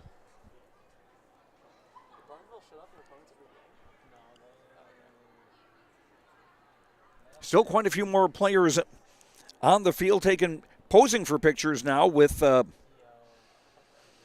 fans down on the field. 56-3, Barnesville with the win. They go to 10-0 on the season. Crookston ends the year 5-6. For the Pirates, the final football game for their seniors: Ethan Bowman, Jack Doda, George Woodman, Tanner Geis, Ryan Abeld, Ethan Bowl, Jaron Bailey, Leighton Fuentes, Dalton Delude, Hunter Knutson, who had a fumble recovery early in the game, Jesus Sanchez Jr., all the seniors on the Crookston Pirates. We wish them the best in the remainder of their senior year. And now Joel Morgan back on the field with Braden Bredman from the Barnesville Trojans. Joel? All right, thanks, Joe. First off, congratulations on this win. You go into state. Those final seconds run off the clock. What's going through your head? It's a great facility here. A lot of people came out, and I don't know. It's just all around great feeling. Talking to Coach Strand at the half, he says, you guys made a few mistakes in that first half, but the goal is U.S. Bank Stadium. That's where you guys want to be to end this season. Do you feel like this is just a huge step forward? I mean, and obviously it is in terms of winning, but do you feel maybe a little bit of relief knowing that you've made that big leap? Yeah, Crookston's a really good team. They were going to prepare us. They have prepared us, and I think, from this step forward, we're going to be ready for them. You guys had some situations to get some of your younger players in there, and it opened up unique situations. I was talking to Peterson about his extra point that just kind of barely cleared that crossbar. You guys had a nice turnover. A lineman scores to get into the end zone. How much more excitement does it add in a game like this to see your teammates succeed in those situations? Oh, yeah, that brings a lot of excitement to the sideline and the crowd. It just gets everyone ramped up and just gives us adrenaline. And finally, go through what the next few days are going to look like for you guys as you get ready for your trip out to St. Cloud. Weekend we're going to take off, just take care of our bodies, but Monday morning it's going to be film and addressing everything. All right, again, congratulations. I'll let you join your teammates. Thank you. All right, back to you, Joe. Joel Morgan, thank you very much, and thanks also to Braden Bredman, our co-star of the game, along with his brother Zach, who's the quarterback for the Barnesville Trojans. And that is going to do it for us tonight here from Gate City Bank Field at the Fargo Dome. Thanks very much to Reggie Funk running the camera for us this evening here. Thanks very much to all of our sponsors. We appreciate their joining us to be able to bring you high school football. Please thank them when you get the opportunity. And we thank you for watching. I hope you enjoyed the broadcast. Again, Barnesville's next game will be Thursday night at St. Cloud Tech against Moose Lake Willow River.